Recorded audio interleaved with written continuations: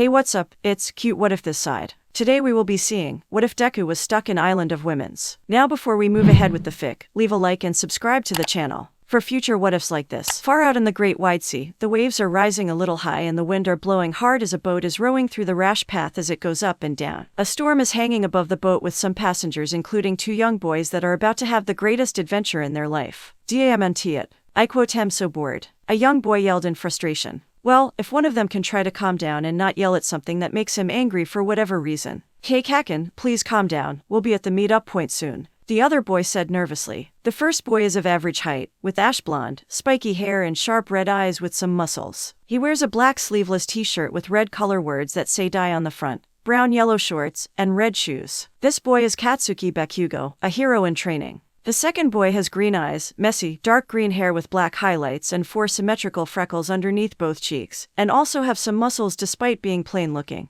He wears a green t-shirt with the word smash on the front, dark blue shorts, and white shoes. He's Izuku Midoriya, also hero in training. Damn it, Deku. Remind me again, why are we out here in the first place? The angry boy asked Izuku, calling him Deku since their childhood. We're here because won a contest to go on a private vacation resort which I hope will arrive soon. Izuku reminded Katsuki, who he always calls him Kaken. But that doesn't fully give me an answer. Neither of us have ever signed up for any stupid contest, and yet they say that we're the winners. Katsuki said, thinking that something about this vacation trip is not right. Who cares, it's free and I say let's go with the flow. A woman shouted, bursting into the boy's room. Shut the hell up, mom. And close your shirt, damn it. Katsuki snapped at his mom. Katsuki's mom is a slender grown woman. She has sharp red eyes and ash blonde spiky hair, traits she shares with her son, though her hairstyle is only slightly longer. She wears a red-pink button shirt that is open, showing off her red bikini containing her G-cup breasts, light blue shorts, and yellow sandal. Despite being at her age of 36, she still has a youthful appearance. She's Mitsuki Bakugo, Katsuki's mother. Oh, lighten up son, we're just enjoying ourselves, right, Inko?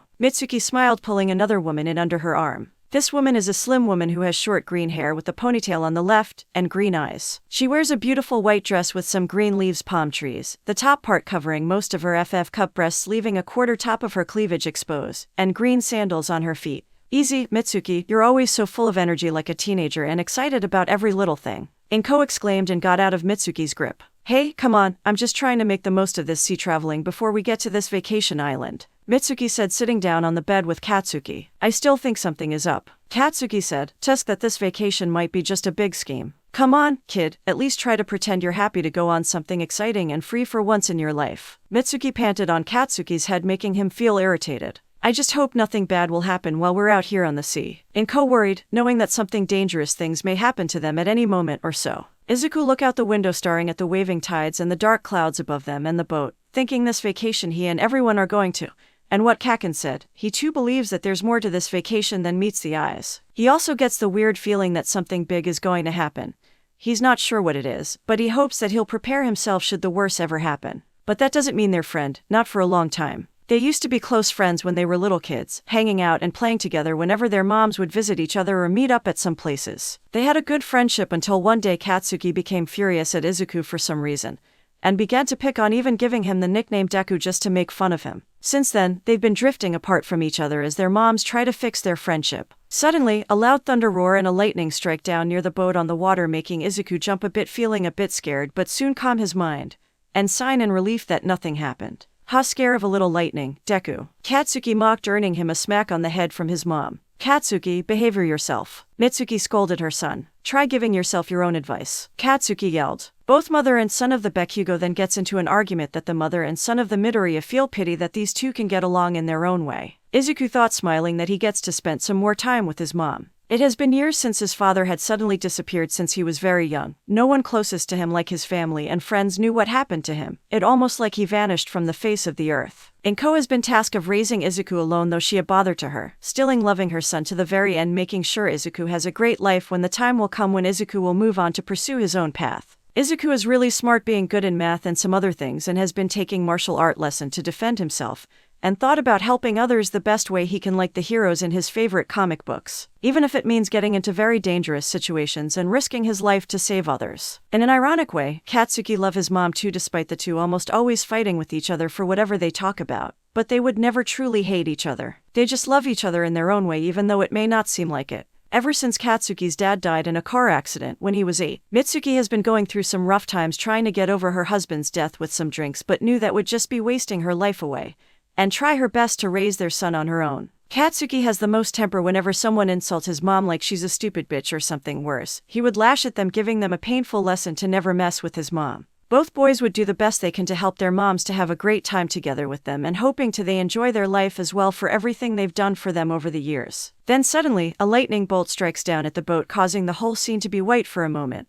Wow, the thunderstorm is getting louder by the second. A brown hair girl said, looking up at the sky. I hope nothing bad happens, Ribbit. Another girl with long teal green hair. I'm sure we'll be fine. It's not like something unexpected is going wash up on our beach. The brown hair girl assured before walking away, thinking of going to sleep since it's late. I hope you're right, Ribbit. The black-haired girl said, looking at the sky one last time before heading off to bed as well.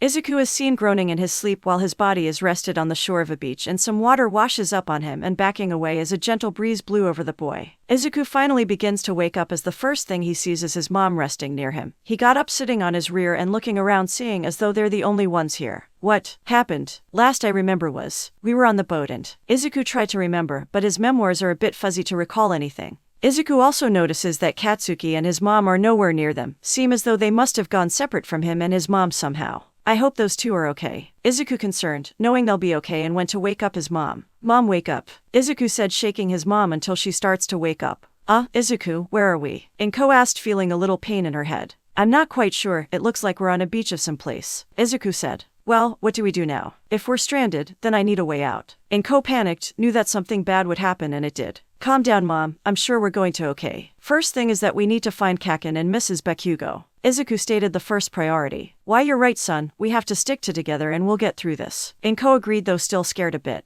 The two walks together alongside the shoreline of the beach. Izuku took in his mom's hand into his to comfort her, and telling her that everything is going to be okay. Inko was surprised at first that her son would just take her hand like they're on a date or something, but knew that Izuku means well, and let in the comfort. Unknown to them, the two girls from before are watching them walking together. The brown-haired girl is a normal-weighted girl. She has fair skin, big round brown eyes, and shoulder-length brown hair which sports two long locks beside her face, and a short bob at the back. She also has little pads on the top of each of her fingers similar to the pads on an animal's paws. She wears a pink and black two-piece white armor-like cloth, one around her waist and the other over her chest. Breast sizes, E-cup. The other girl is a short girl with a frog-like appearance. She has long, dark sea green hair which she ties in a bow on her back. She has very wide eyes with pure black irises and distinctive lower eyelashes. Like a frog, she has a wide mouth. She also wears some green cloth armor-like for clothing. Breast sizes, F-cup. Well, Achako, you were saying something about unexpected on the shores, Ribbit. The frog girl taunted. Shut up, Sue. How was I supposed to know that we'll have strangers coming to our island? The known as Achako shouted softly at her friend. The older one is obviously a woman, but that other one she called her son, Ribbit. Sue said. Wait, so that means that's a man? Achako asked, surprise. Seems so, and we both know what happens when men steps on our island. Sue reminded her sister a certain rule on the island. But, that man is the mother's child, plus I don't think he's dangerous or anything. Achako protested on the thought.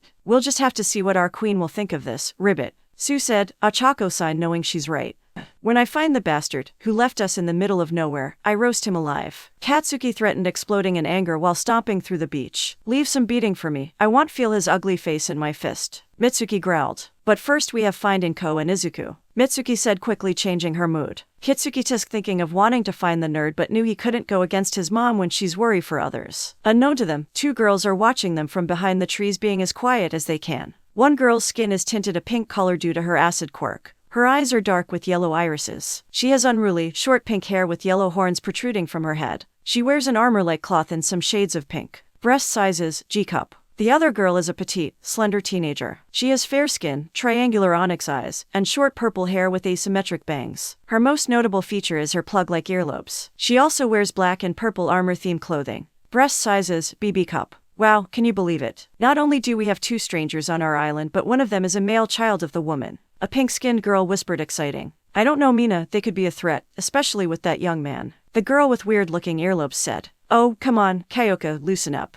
I'm sure they mean us no harm. Mina said, at least that's what she hopes. Maybe so, but that's not up to us whether they'll live by the queen. Kyoka said, knowing the ancient rule of their island of what to do if men trespass on their land. I don't know, she might be pretty upset that if she found out that men have set on our island. Mina said, looking a little scared. Well, she'll be more upset if we don't report to her soon. Kyoka said as she walks deep into the jungle. Hey, Kyoka, wait up. Mina gasped, almost being left behind by her hand. What nobody knows is that it was fate to have brought the two boys to this mysterious island for a special purpose that will change their life forever. GGGRRRUUHHH. A woman shouted after throwing a strong kick. The woman has dark skin and long, light-colored hair and, befitting her epithet, she has long rabbit ears. She is in good physical shape and has a toned, muscular build. She wears a light-colored leotard with a fuzzy collar that has a dark rim around the shoulder and thigh area, and a crescent moon on her chest. She also wears dark thigh-high boots. Breast sizes, K-cup. Not bad, you did better to block my kicks. The dark-skinned woman complimented to her sparring partner. Thank you, Your Highness. I've been getting better on my defense. The woman called Yu said.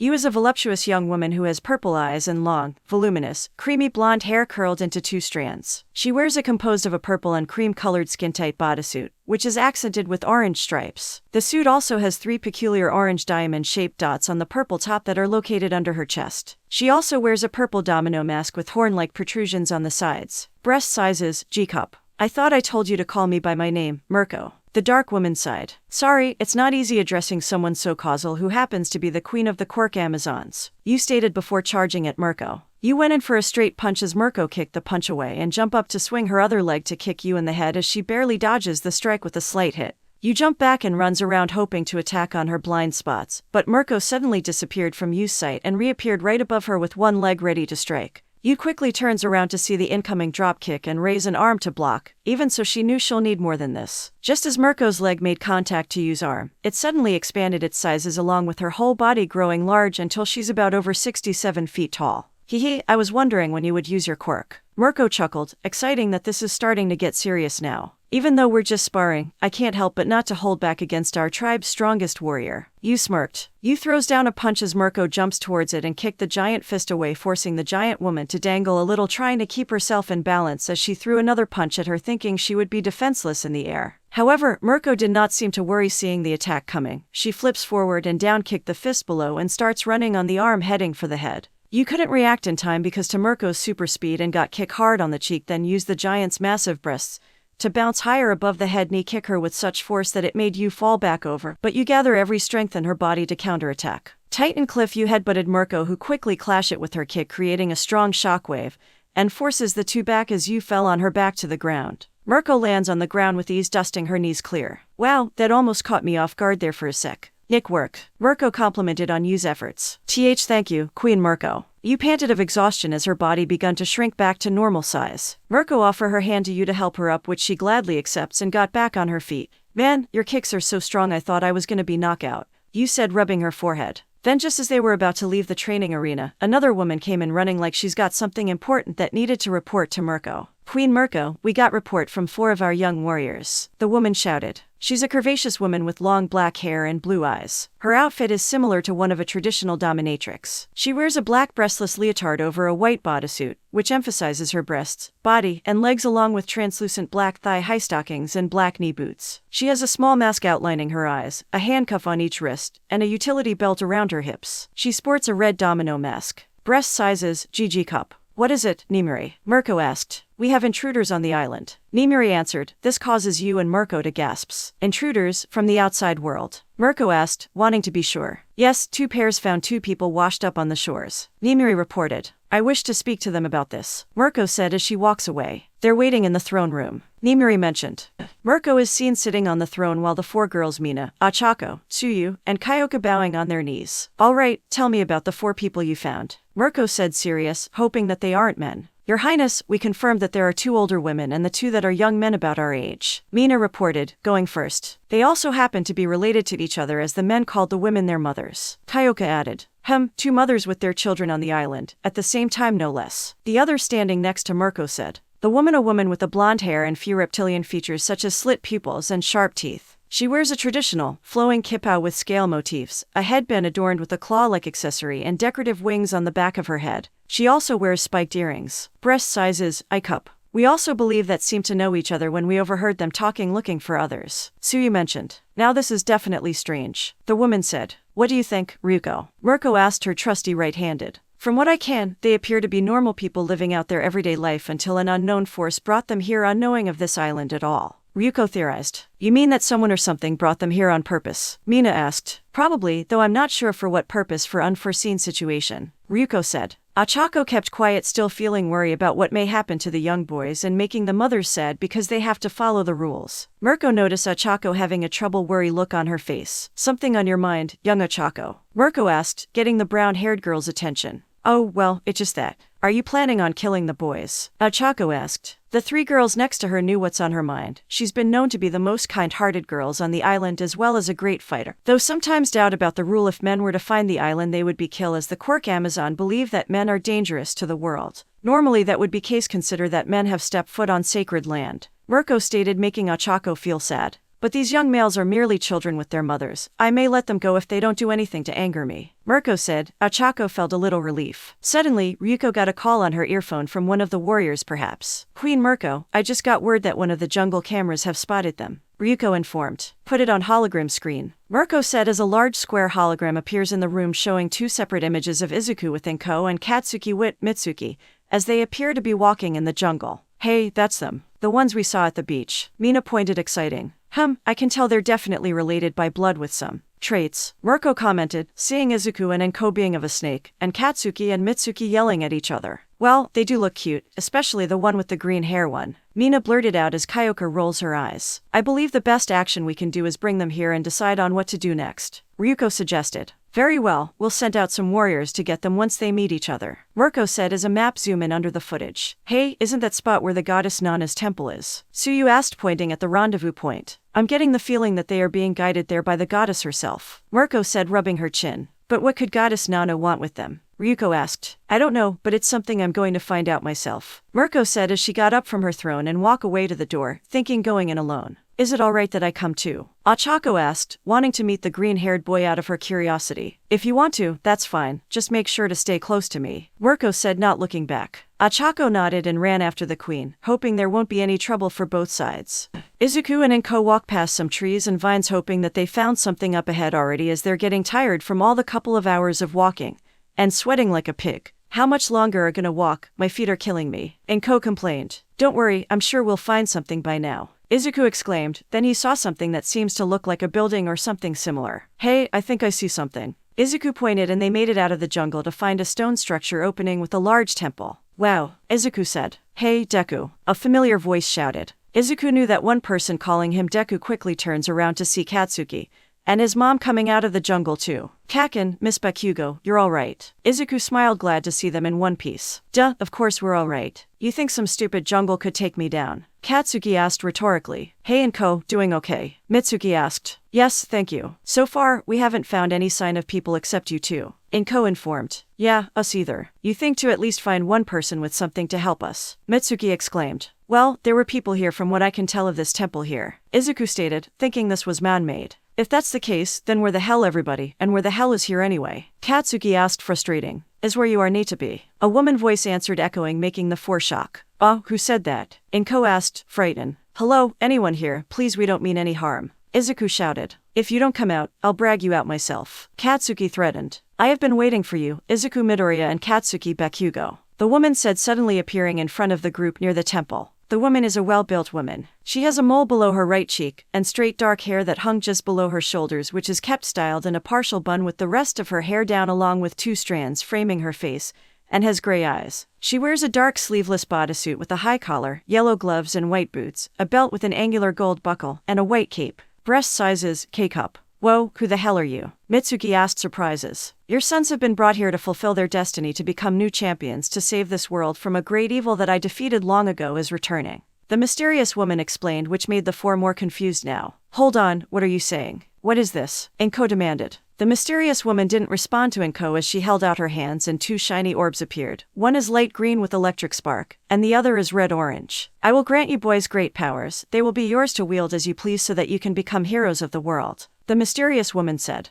Izuku and Katsuki thought they always wanted to be heroes, though they didn't expect anything like this. Hey, I don't know what kind of bullshit you're pulling, but the only thing I could give a damn getting off this island and going home, Katsuki grunted, marching away. Oh, and I went through all this trouble to bring you both here. The mysterious woman grinned. Katsuki stopped in his track. Wait, you're the one behind the strange vacation contest? Izuku asked, shocked. She nodded. B, but why? Why would you entrust something so important to a couple of kids? Izuku asked again. Because throughout my centuries of searching for a worthy champion, my eyes were caught by two young men who are more determined to become something great for the world and are not afraid to do what others couldn't. She explained as her words seemed to have made an impact in the boys' hearts. And you believe that's us? Katsuki asked. I do. Izuku and Katsuki look at each other as if they are like reading each other's minds. If what this woman said is true of becoming real-life heroes like they always dreamed of since they were kids can be true to the world, and maybe even thought that this would be a great opportunity to help their moms to live an easy life. They look back at their worry moms knowing they'll get an earful for doing this, but it's the decision they made. Without a second thought, both boys turn their attention to the woman giving her their answer. Okay, let's do it. Divided by bring it on. Izuku and Katsuki said. The mysterious woman is pleased to hear. Then by the power vested in me, the goddess Nana Shimura, grant you Izuku Midoriya and Katsuki Bakugo. I give you these powers as the life you once knew will change forever. By my name you'll be the new champion of the earth. Nana chanted as the orbs flew to the boys, Izuku getting the green orbs and Katsuki getting the red-orange orb, then they literally phased inside them. The boy became engulfed of aura color of the orbs as the power within them flow through their whole bodies giving them this strange, but amazing feeling. The moms are shocked to see their sons all glowing and stuff hoping they'll be alright though thinking they'll be more than fine. After a minute or two, the aura faded and the feeling calms down. It is done, now boys must go find the Amazon warriors to help train to control your newfound powers. Nana informed before disappearing in a bright light. Boys, are you okay? Mitsuki asked as she and Inko run up to them. Yeah, we're fine. Better actually. Katsuki smirked looking at his fist. Now, all we need to do is find these quirk Amazon warriors to find out what powers we have and how to control them. Izuku said, looking at his hands feeling a new path has opened up to him. Too bad that shitty bitch didn't tell us which way to go. Katsuki muttered. No need to worry about that. A new woman voice shouted, sounding like it's coming from above. The four look up seeing Mirko and Ochako standing on top of the temple. Now I know for sure it was Goddess Nana's work that brought you here. Quite a surprise that she gave you males quirks. Mirko smirked. They arrived at the time when Nana explained their reason of being here and giving them their powers. Oh hello, I'm Izuku Midoriya. Are you by any chance the warriors Nana mentioned? Izuku asked after introducing himself. He seems nice. Ochako whispered to herself. Indeed, we are, and I'm the queen of the Amazon island, Mirko. Mirko introduced herself proudly as she looks down at the boys and their moms. It seems things just gotten interesting and seeing that I have no choice but to go along with this, so I welcome you to our home. Mirko said extending her hand to them. Do you think we'll get to meet those boys? Mina asked curious as she leans against a wall. The queen did say she'll bring them here if they haven't already made her angry. Tsuyu stated. Yeah, we all know how angry Queen Mirko can be when something pisses her off. Kyoka reminded her friends as they all scared remembering the time when Mirko is angry. Sheesh, did you really have to bring that up? Mina asked. I'm just stating the facts. Kyoka said. Still, she's a very strong queen with a gentle heart at times, like allowing Ochako to go with her to meet the males and their moms. Tsuyu said. Lucky, I wanted to meet that green-haired boy in person. Mina sighed. Why are you suddenly sounding so interested in him? Kyoka asked. I don't know, from just looking at him I felt like there's something special about him that makes you feel different. Mina explained, not entirely sure what it is herself. Hey, girls. A girl voice called out. The three turn their heads to see two girls they know walking towards them. One girl is the same age as the others, with a mature physique for her age. She has onyx-colored eyes reminiscent of a cat's and long black hair. Her hair is normally tied into a spiky ponytail, and she has bangs on the right side of her face. Her hero costume consists of a red leotard-like vest with silver linings and edges and matching red boots. She sports a gold utility belt that matches a band that goes across her chest. Her vest leaves space open from the center of the collar to the waist above the belt. This leaves much of her skin exposed, including the area from her stomach to her chest, and her arms and legs as well. Breast sizes, FF cup. The other girl is unclear because her whole body is invisible. She wears the light pink cloth-like armor that can show her body shape with arm braces and metal boots. Breast sizes, C-cup. Hey Momo, Toru, what's up? Mina asked, glad to see her other friends. We heard that you guys actually men, and they're about our age. Toru said. You got that right, girl. Mina smirked. Wow, I'm so excited to meet our first male teens. I wonder if they like doing some fun things. Toru excited. Let's not get too fond to the idea of having males on our island. They could be trouble for all we know.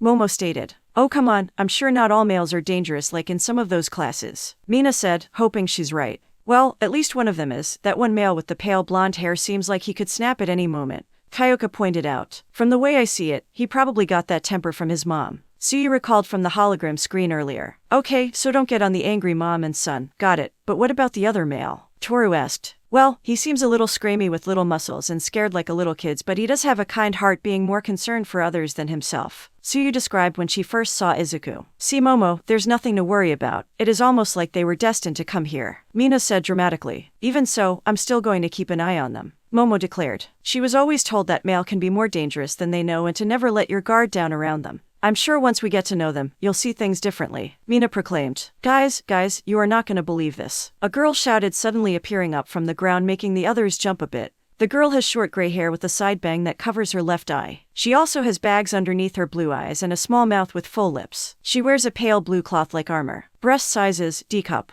Dang it, Ryuko, couldn't you just walk to us like normal people? Mina complained. But we're not normal people, we're Amazons, Ryuko pointed out. Just tell us what got you so worked up about. Hyoka sighed in annoyance. It's Queen Mirko and Ochako. They have returned with the 4 outsiders, Ryuko announced. Wow, really? Mina asked, exciting. Ryuko nodded. I wonder if they were visited by our goddess, Nana. Tsuyu wondered. What makes you say that? Momo asked. Because both of the two group were heading to the temple, Tsuyu answered. First 4 outsiders suddenly shows up on the shore and somehow found their way to the temple. This all seems too coincidence, Momo stated, doing some thinking. We'll worry about that later, let's go, Toru said, bragging, Momo following the others.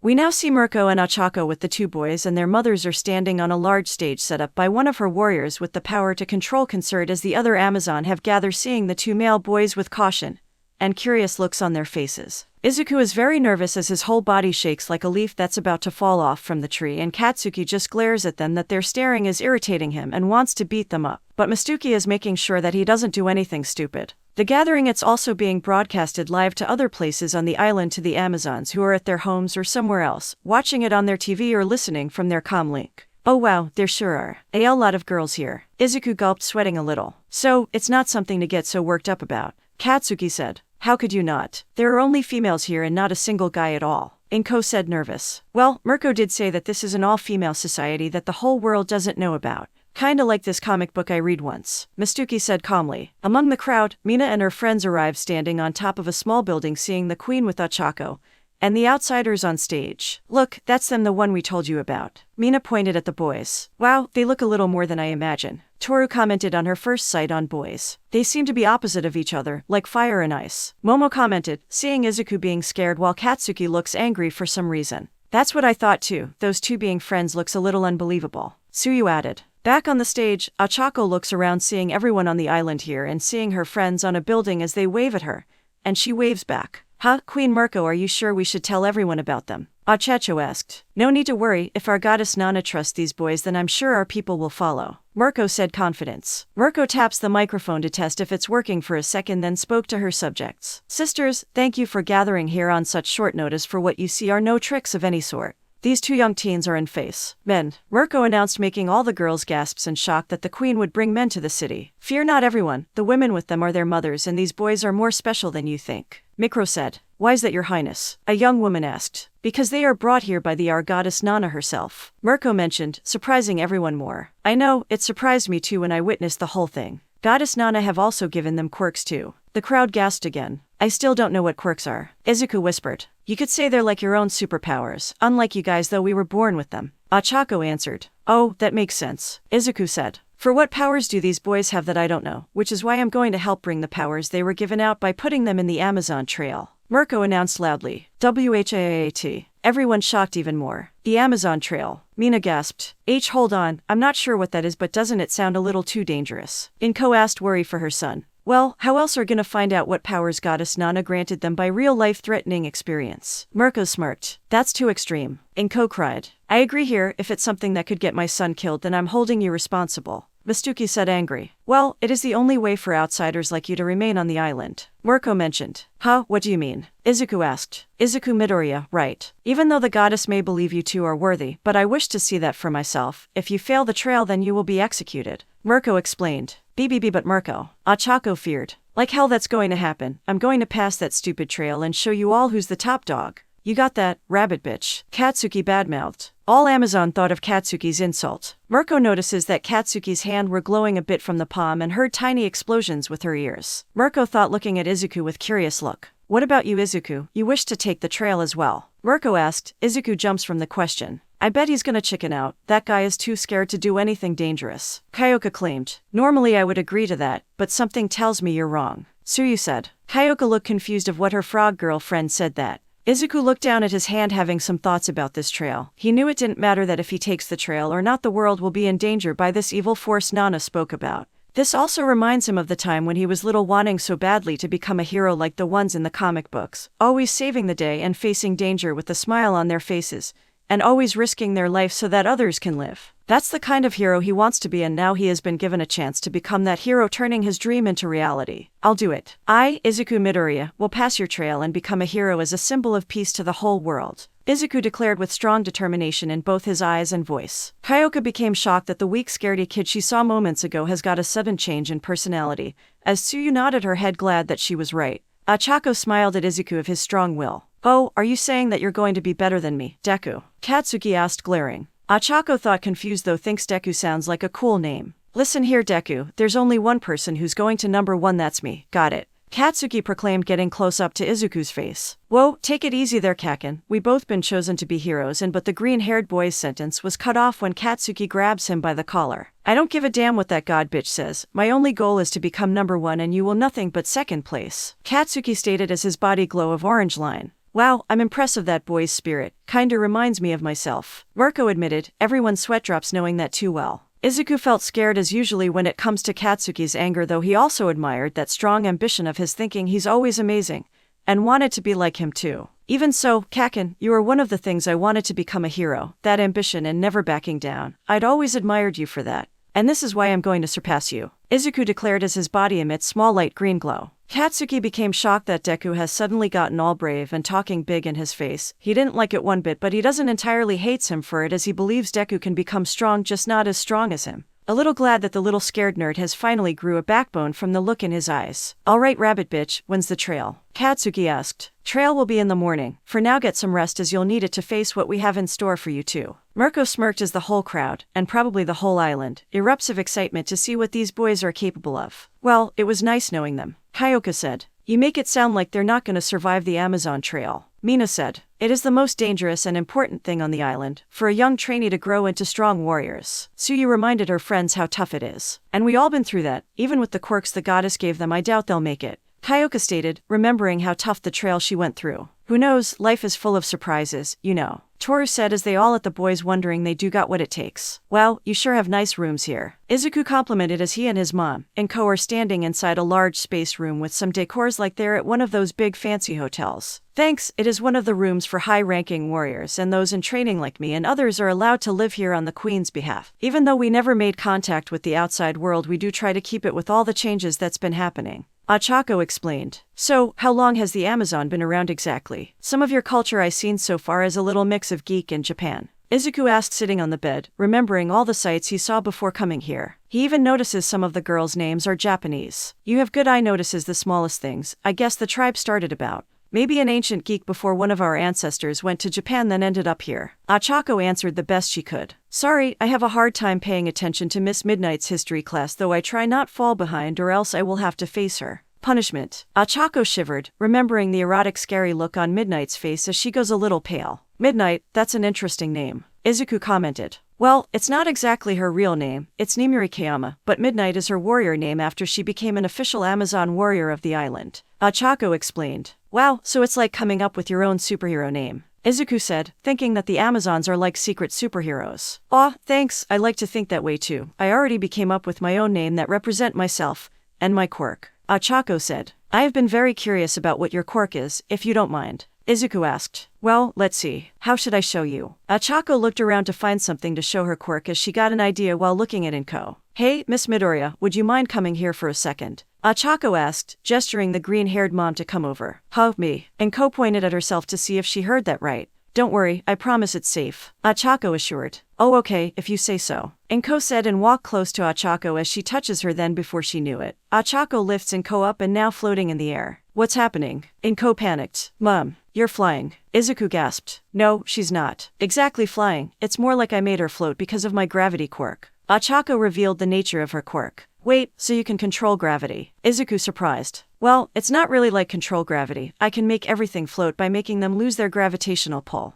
Only when I touch them with all 5 of my fingers from each hand. Ochako explained as Inko starts getting worried some more as she finds herself upside down. Wow, can you make other things float? Izuku asked curious. Sure, I can make more objects, or anyone floats. Ochako answered as she touches the bed and it floats up in the air. Wow, that's so cool. Izuku amazed as his eyes sparkles. Thanks, it's pretty handy to use for moving heavy stuff around and can be fun too sometimes. Also good for trapping your enemies in the air, making them useless. Ochako mentioned the uses of her quirk. Amazing, using gravity to your own advantage can definitely with tough situations like trapping your foes or help to ease up on contraction works, making even a stack of I-beams lighter than a feather. And if you can make yourself float too, then you can make incredible distance in the air. Izuku mumbled on and on about Ochako's quirks, which made her feel weird about. Are you okay, Izuku? Ochako asked. Izuku quickly snaps out of his inner thoughts. Oh sorry, I always do that whenever there are things that interest me. Izuku embarrassed that he did his habit in front of a girl. Ochako, is there any chance to get me down, please? Inko begged as she grabs onto the floating bed. Yeah, okay. Ochako responded and turns to Izuku. Hey, do you mind lowering the bed close to the floor so I can release my quirk? Ochako asked for a little help. Why yeah, not sure how I'll help, but I'll give it a try, Izuku said, as he thinks of something to get the bed lower and thought about jumping on it to add a little weight.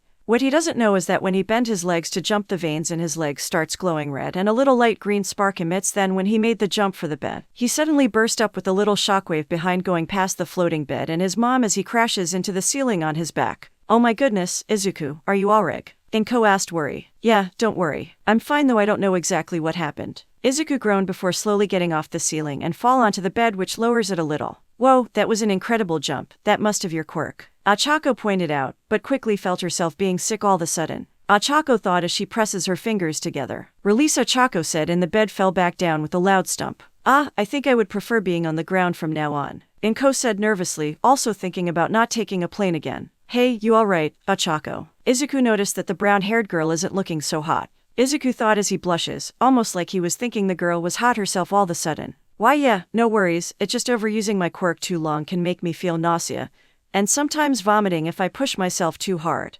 Ochako explained the drawback of her quirk. Oh dear, here, why don't you sit down? Inko offered as she gentle sat the girl down on the edge of the bed. Thank you. And Izuku, that was a very strong jump you back there. Looks like you already discovered your quirk. Ochako said. I'm not really sure what I did. All I was thinking about was helping my mom and suddenly I got slammed into the ceiling. Izuku explained, not sure what just happened either. Well, I'm sure you'll figure it out soon at the Amazon trail. Ochako hoped. Then Katsuki slams the door open with his usual angry face. Hey, would you fuckers keep it down? I'm trying to get myself ready for tomorrow. Katsuki shouted. You're the one to talk, Katsuki. Your shouting is gonna disturb the neighbors. Mitsuki yelled. You shut up, you old hag. Katsuki yelled back as he went back to his bed, which is right next door to the Midoriya's, but came back. And Deku, you better be prepared when I wipe the floor with you, Katsuki declared, then leaving for real this time. I'm sorry about Katsuki, he's really nice despite his exploding mood, Inko said. Really, I guess you can't judge a book by its cover. Also, why did he call you Deku? Is that like a nickname or something? Ochako asked curious. Kind of. Deku is an insult meaning one who can't accomplish anything. Kaken gave me since we were kids. It's not bad once you get used to it, Izuku explained. Well, that kinda sucks. I think that it's a cool name, like it has the you can do anything spirit. Plus I think it's kinda cute. Ochako smiled. Then you can call me Deku, Izuku said suddenly, shocking Inko a bit and confusing Ochako. Well, I better get going. It's already late and you have the trail to be ready for. I'll be cheering you on. Good night, Ochako said as she walks out of the room. Good night, thank you for the hospitality. Izuku thanked with a bow as Inko does the same. Well, she's certainly a nice girl, Inko commented on Ochako. Yeah, she sure is, Izuku said softly, wondering if he could hang out with her more. Outside the room, leaning on the closed door, Ochako is panting as she clenches onto the area above her chest. Damn it, my heart won't stop pounding and I'm feeling hot for some reason. And I can't stop thinking about Deku either. What's wrong with me? Ochako asked herself. She quickly pulls herself together and went back to her room hoping it's nothing serious. Whoa, this arena may be bigger than a football field. Izuku shocked as he and Katsuki are standing in the middle of the battle stadium where everyone of the island are sitting to witness the event that's about to unfold before them.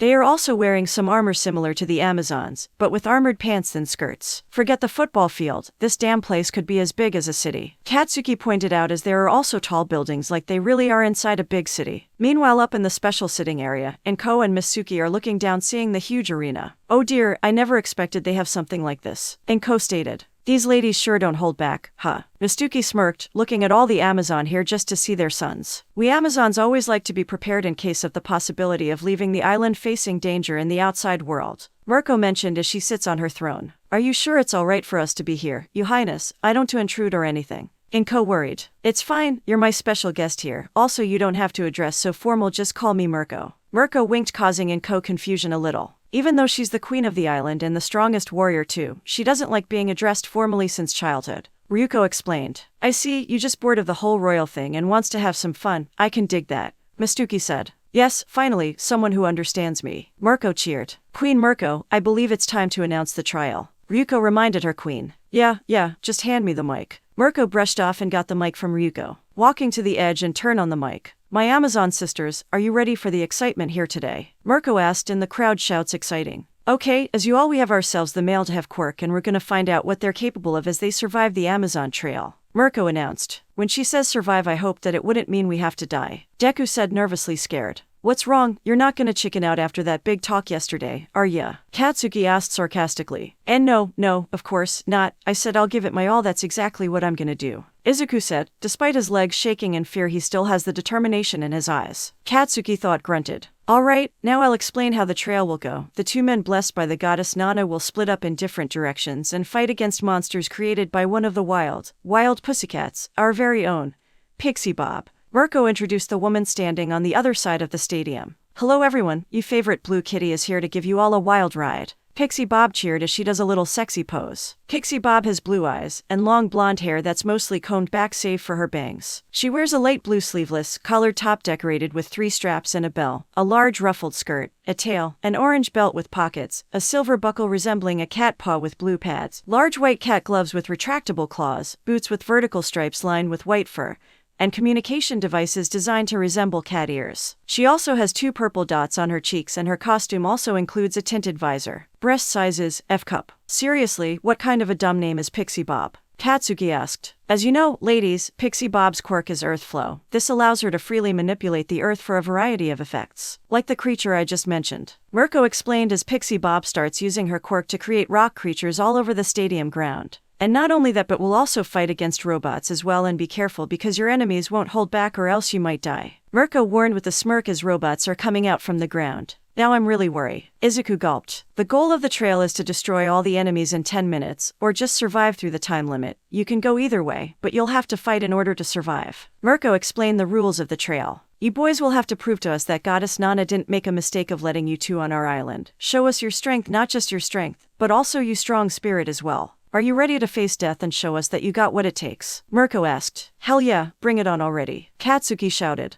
Is it too late to ask to leave now? Izuku asked, knowing that it was pointless to ask. Alright, now it's time to begin the trail. Mirko announced and everyone cheers with the timer starting. Katsuki immediately ran towards the enemies, leaving behind the worry Izuku as he panics on what to do since he still hasn't figured out what his quirk is and how it works. Katsuki ran toward one of the robots. Die, and destroy it with a huge explosion coming from his palms. Oh, Izuku, my baby, please be careful. Inko panicking. Relax, I'm sure our boys will be okay and pass this with flying colors. I think, Mistuki said. She's actually worries on the inside. At the front row sits, Achako and her friends are sitting next to each other as they want to watch the trail as close as possible, as they can also see them through the hologram screens set up around for everyone to see. This is so cool. I can't wait to see how these boys will fare in this. Mina excited. I hope they don't get too hurt, they seem like nice boys. Well, maybe the green-haired one, his is Izuku, right? Toru asked. Yeah, though he also likes to go by Deku. Achako mentioned. Deku, isn't that the Japanese word for the one who can't achieve anything, and that literally means? Momo asked. Yeah, but I also think it could also mean you can do anything, and I think he likes it.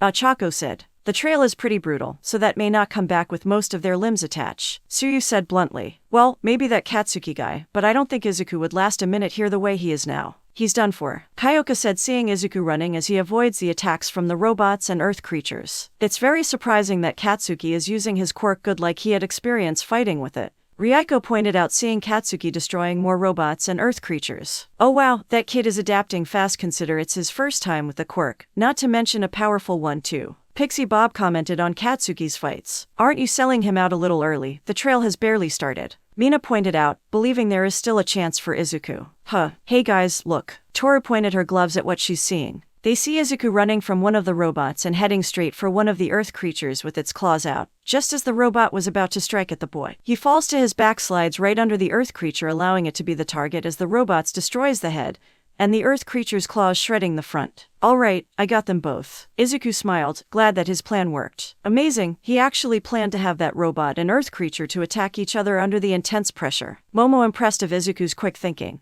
Yeah, he's a big thinker on things like how he describes the many uses of my quirk when I showed him last night. Achako mentioned. The Amazon trail has just begun for the two boys as Katsuki destroys more with his explosion quirk, thinking more ways to use them faster than his body moves, while Izuku uses his brain to think of way to use the environment to his advantage, though gets scared a little easy. They're already making a big impression to all the Amazons here, wanting to see more of what these young males can do. This trail, unlike the ones before, will be something to remember by for countless countries, as it is the starting line for the two future heroes of the world. Whoa, the Kastuki is doing even better than thought as he keeps blowing up the earth creatures I throw at him. Pixie Bob commented as she sees with her helmet shade of the exploding literally tearing through the field. Same goes for that Izuku kid. Even though he hasn't even started using his quirk yet, he's still able to take them down with just his brain. Pixie Bob commented on Izuku as well. It's still very strange that we actually allowed men on our island for the first time in thousands of years, and our queen was the one who let them in, no less. A woman said, walking up next to Pixie Bob. The woman has with brown eyes and red hair styled into 3 bangs going across her face. Mandalay wears a red version of the Pussycat's hero costumes, and as part of her costume, she draws red markings beneath her eyes, which resemble cat whiskers. Breast sizes, G-cup.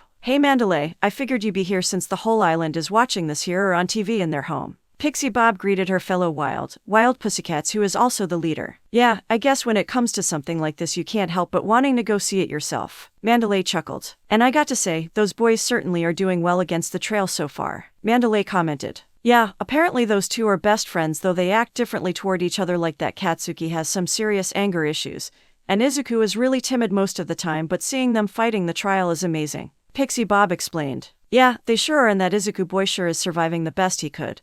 But I'm afraid being smart can only get you so far. Unless he starts using his quirk, then he's done for, Mandalay pointed out. By the way, where's Ragdoll? I would have thought she'd come to watch this up close with us. Pixie Bob asked, curious. She was here, but suddenly got dragged by May to help her with something, Mandalay informed. Seriously, the biggest event is happening on our island right now and she's busy working on her gadgets. That girl needs to take a break. Pixie Bob sighed. We all know how May can be with machines. Too focus on them blocks out everything else, and how the first few tries ended up exploding. Mandalay reminded her as she shrugs. I'm still a little mad about how she nearly blew my butt off. Pixie Bob muttered to herself, remembering that incident months ago. Meanwhile, with the teen Amazon warriors, though it would appear that one of them is missing. Huh, where did Achako go? Toru noticed. She got a call from May saying she needs help with something and left. Mina answered. I just hope she doesn't get her into trouble. Kyoka said. I'm sure it's nothing serious. Momo reassured. Can you hurry this up, May? I want to see those young male boys while the trail is still going on. A woman complained as she handed her friend a wrench while they are on top of a giant robot. The woman is known as Ragdoll, another member of the wild pussycats. She has long, emerald green hair and big round yellow eyes that are almost always open all the way. As a part of her costume, she draws pink marks on her cheeks that resemble whiskers and a pink circle around her right eye. Ragdoll sports a yellow version of the Pussycat's hero costume. Breast sizes, DD cup. Yeah, I want to see how Deku is doing this far in the trail. Achako called out as she stands at the bottom on the robot. Relax, I'm almost done. If the queen want to test the boys, then I believe they should be pushed to their limit with our giant baby here. The girl named May said. May is a reasonably short girl with quite a mature build. She has salmon pink hair, which is generally shoulder length, although it does vary, which is styled into thick dreadlocks and side swept to her right. Her eyes are wide and sloped upwards with some notably long upper eyelashes. Their iris is yellow with a cross in the center, making them look somewhat like scope lenses. She wears a plain black tank top and baggy cargo pants, a jacket tied casually around her waist, with a red and gold steampunk goggles. Breast sizes, H-cup. This beautiful baby will be the true test when the queen unleash it at those males, and when all is over, I'm going to have a great time examining their bodies of how male work different than female. May excited. It almost sounds like you're expecting them to be killed in the trail. Ragdoll sweat dropped. Huh, you say something? May asked, thought she heard something. And nothing, just hoping we can leave soon. Ragdoll lied as she doesn't want to hurt the inventing girl's feelings. Oh, then don't worry, I just need to check the circuits and wires to make sure they're okay. May said. Oh worry, Mommy May will make sure you're all better. May said, making baby noise. Sheesh, you treat machines like they're people than your own fellow Amazons. Ragdoll said, though May wasn't listening. I hope Deku is okay. Achako worried. YEAH. Keeping going, Katsuki, show those pieces of junk and dirt what a Bakugo can do. Mistuki cheered for her son. Man, those boys sure know show to put up a good show. Mirko complimented. Maybe for you, I don't know much my heart can get with seeing Izuku. Oh, watch out. Inko shouted as she saw another robot trying to attack Izuku from behind, but the boy managed to dodge it. Mirko thought on Izuku's movements as she also notices tiny spark of green electric current on his body that only appeared for an instant for some time now. Ryukyu, how long has it been since the trail has started? Mirko asked. About 5 minutes, my queen. Ryukyu answered. Ah, then it's time for to bring out the big guns. Mirko smirked. Both mothers of the boys became confused and a little worried. Well, mostly Inko is more worried. Ah, what do you mean by the big guns exactly? Inko asked. Hee, you're about to see it for yourself. Mirko flipped open a secret pocket in the arm of her throne and pressed it.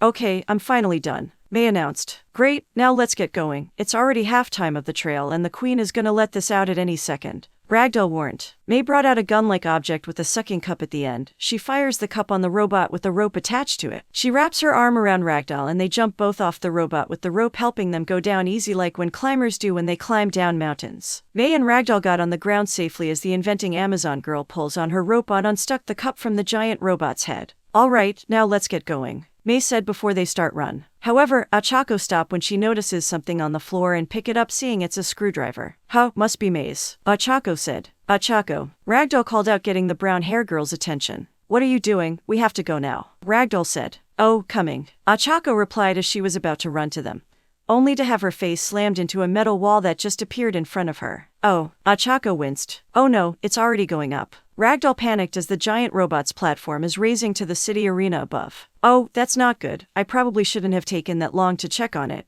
May realized calmly. You think? Ragdoll yelled. We have to alert the queen about this, quick, Ragdoll said before running off to the upper floor. Hey, wait for me, May called out as she chases after the yellow pussycat.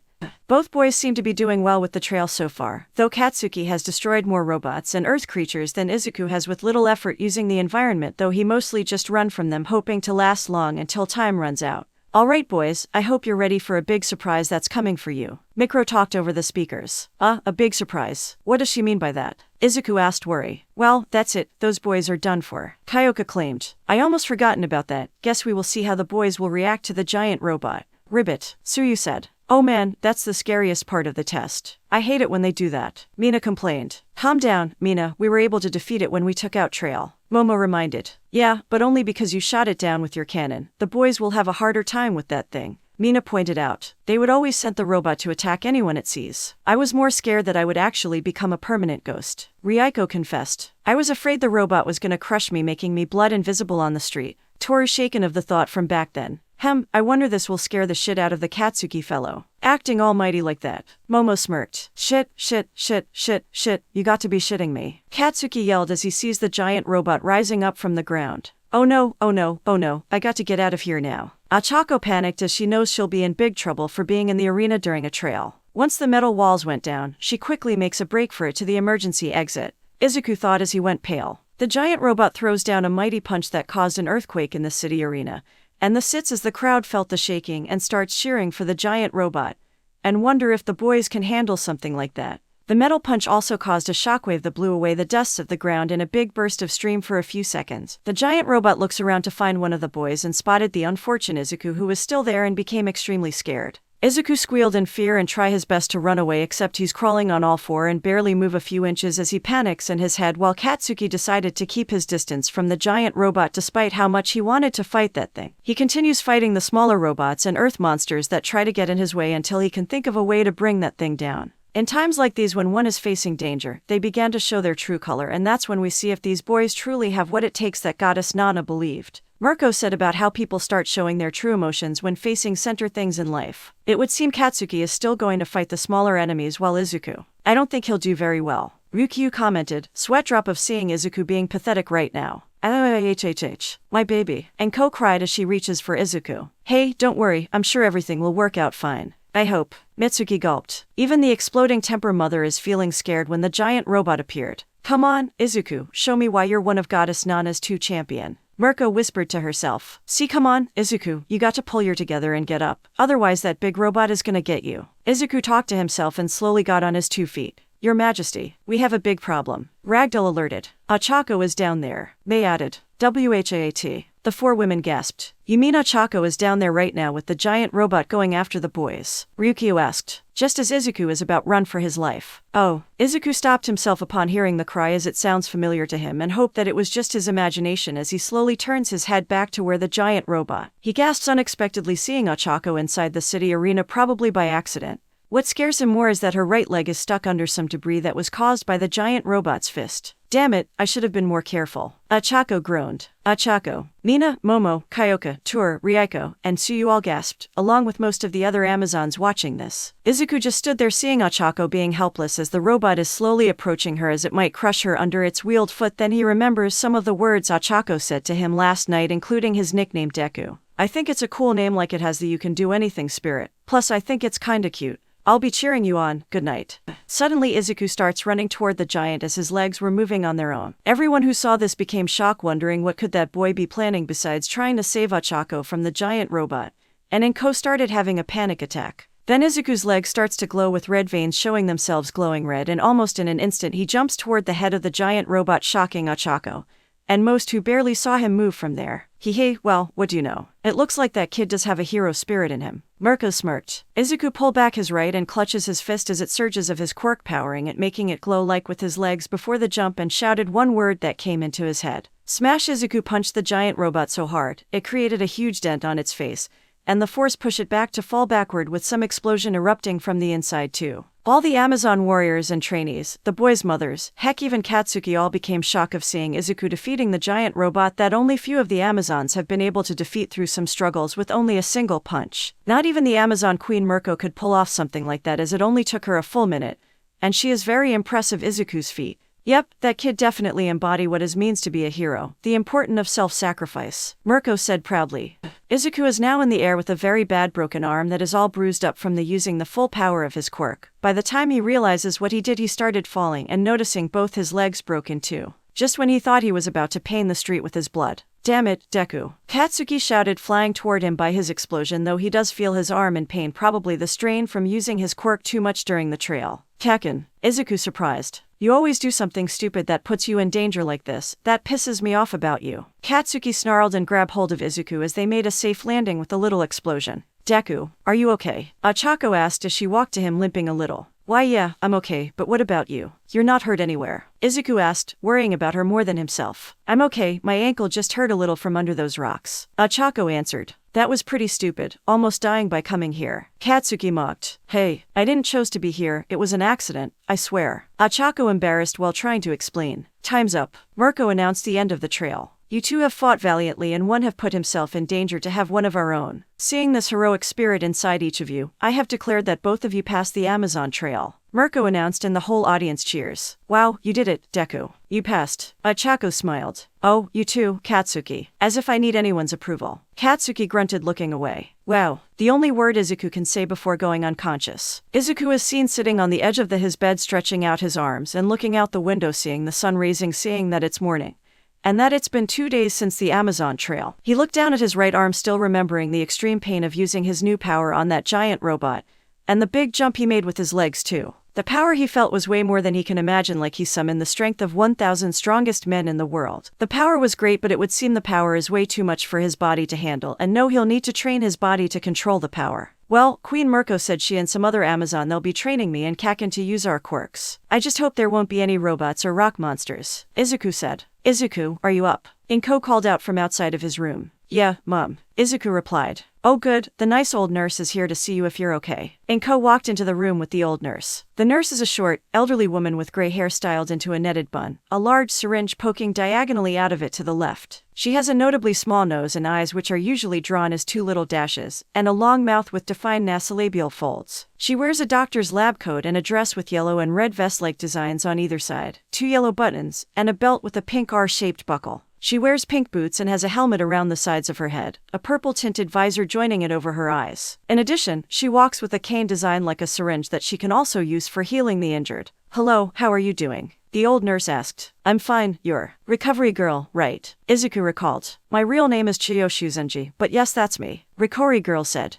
You know, I've been wondering about something. That's with using those code names instead of using your real names. Izuku asked, curious. That's a custom we used here on this island. Whenever an Amazon warrior learned to fully master their quirks and become full Amazon warriors, they can give themselves special code names that goes with their quirk and other things. Recovery Girl explained. Oh, so it's like giving yourself superhero names. Izuku impressed. Yes, if you like to call it that, sure. Recovery Girl chuckled. Anyway, how is your arm and your legs? Recovery Girl asked, looking at Izuku's arm. Oh, I'm doing okay. I never got the chance to thank you for when you first fixed me up 2 days ago. Izuku mentioned.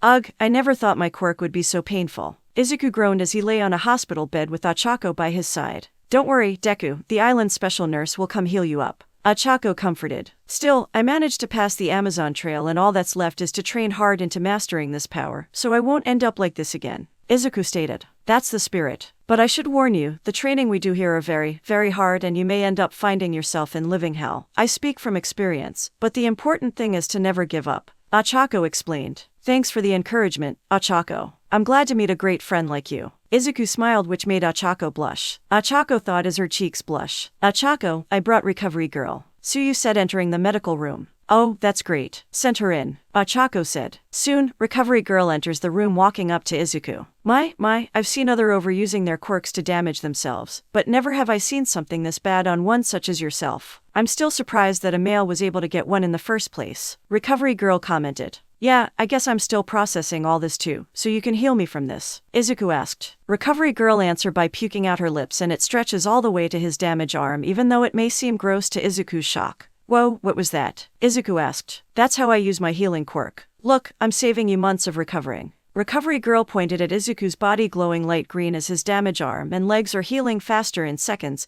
and they're all better. Oh wow, that's amazing. Izuku excited, then suddenly found himself wobbly. I'm feeling very tired for some reason. Izuku exhausted. That's the side effect of my quirk. It uses all the person's stamina to heal them properly, and using it too much can kill the person. Recovery Girl explained about her quirk. You mean this could kill me? Izuku gasped. Just make sure you don't hurt yourself like that again. You're one of Goddess Nana's champions, meaning you'll have to start making yourself better. Got it, young man. Recovery Girl lectured. Yes, of course. Izuku nodded. Good, now I suggest you take a 2-day rest to recover your strength. Recovery Girl advised as she leaves the room.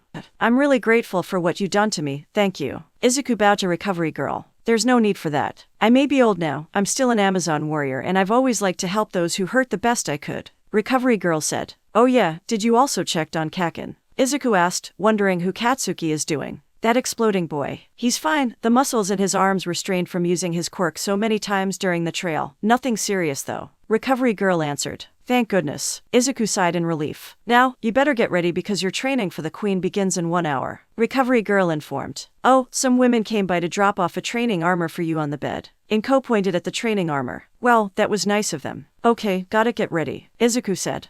Welcome, Izuku, Midoriya and Katsuki Bakugo to our training arena, Mirko announced to the 2 boys wearing the training armor. Wow, this is almost as big as that other arena we were in, Izuku noted as he looks around. That arena is for the trail and serious training. Since you 2 are still new of having a quirk of your own, we'll be starting off with the basic, Mirko explained. The basic. Please, I can handle whatever you throw at me, Katsuki proclaimed with little explosions in his hand. I like that attitude of yours, but you're gonna have to learn on how to control yourself and not let your emotions out too much, especially with how exactly your quirk works, Mirko explained. What do you mean by that? Izuku asked. Okay, let's say someone who the quirk to unleash water from her hand, it's like they're coming from her body, but after getting to understand her quirk better, she realized that she's actually gathering oxygen around her, mixing the H2 in her body. So, in other words, quirks have special meanings that works for the users, Mirko explained. Oh, I see. In other words, there are some quirks that works different than what they appear to be. Izuku nodded, understanding this. Exactly. Now Katsuki, when you first use your quirk, how did your hands feel? Mirko asked. Katsuki looks down at his hands, trying to think about what Mirko just explained about how quirk works,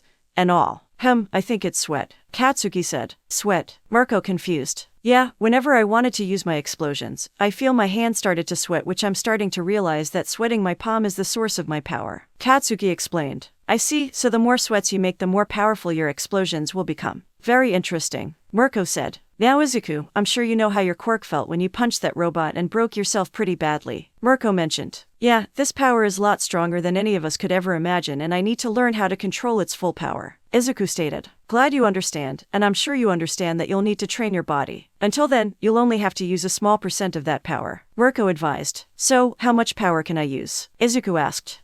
From what I can tell you can handle about 5-8% of the power, Mirko answered. Really, that's small. Izuku shocked. I can tell you two have been taking some combat training, but what you're about to experience will be more than what you can handle back home. Mirko smirked with her eyes glowing red a little. Bring it on, Katsuki taunted as Izuku became nervous. Oh yeah, before we begin, we need to name your quirks, Mirko mentioned. Is it really that important just to name our awesome powers? Katsuki asked. Yep, it's best to give your quirk a name that makes you special. For example, my quirk is called Rabbit because it grants her rabbit-like features such as her ears and tail. She also has incredible leg strength. Mirko explained about his quirk. Okay, fine. About we called my explosion, Katsuki suggested. I guess that's suitable. What about you, Izuku? Mirko asked the dark green hair boy.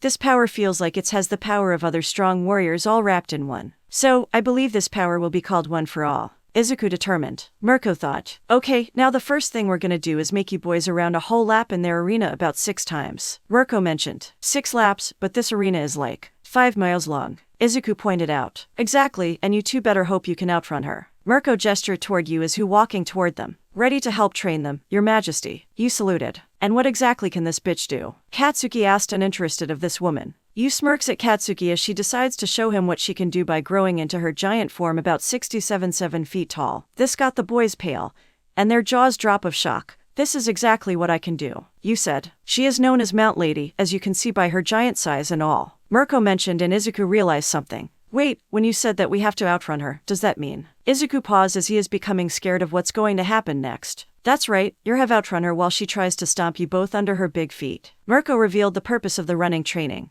You got to be fucking me. Katsuki cursed. You guys better start running. Mount Lady raised a foot and the boys start running for their life around the lap. This is crazy, Izuku screamed. Get out of the way, Deku. Katsuki ran past his childhood while creating small explosions in his hand to increase his speed. Izuku tries his best to run fast while dodging Mount Lady's giant foot trying to stomp him. He tries to think about what Mirko said about his power using about 5-8% of One for All, though that might be difficult to concentrate with the giant lady right behind him. He saw how Katsuki is doing well using his explosion quirk like he was born with it and doing it naturally like on instinct. This got Izuku an idea and tried to focus on his power while forgetting about Mount Lady behind him. He memorized the feeling of One for All at 100% and start deducing it to the small amount of power. Starting with 5% into his legs almost reminds of him of the time he did this the night before the Amazon trail. Better watch out, kid. Mount Lady warned as her foot is about to stomp on Izuku. And her giant foot lands on the spot where Izuku is running on, only to find the boy to be 15 feet ahead of her giant foot much to her shock, and Mirko smirks knowing that Izuku is starting to get the hang of his quirk a little. Alright, my legs hurt just a little, but they aren't broken.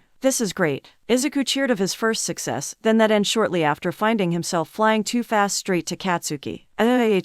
Kakin, look out. Izuku warned. Katsuki turned around to see what's going on, and slammed by Izuku as they crashed to a wall. Oh, Deku, you bastard. Katsuki angered. Sorry, I didn't mean it to do that. Izuku apologized. Hey boys, you still have to do 5 laps. Mirko reminded them and about Mount Lady still chasing them. Better keep or else you'll be flat as pancakes. Mount Lady threatened and the boys start running again. Later, Izuku and Katsuki managed to finish 6 laps around the arena, which means they did about 30 miles as they are exhausted from the running.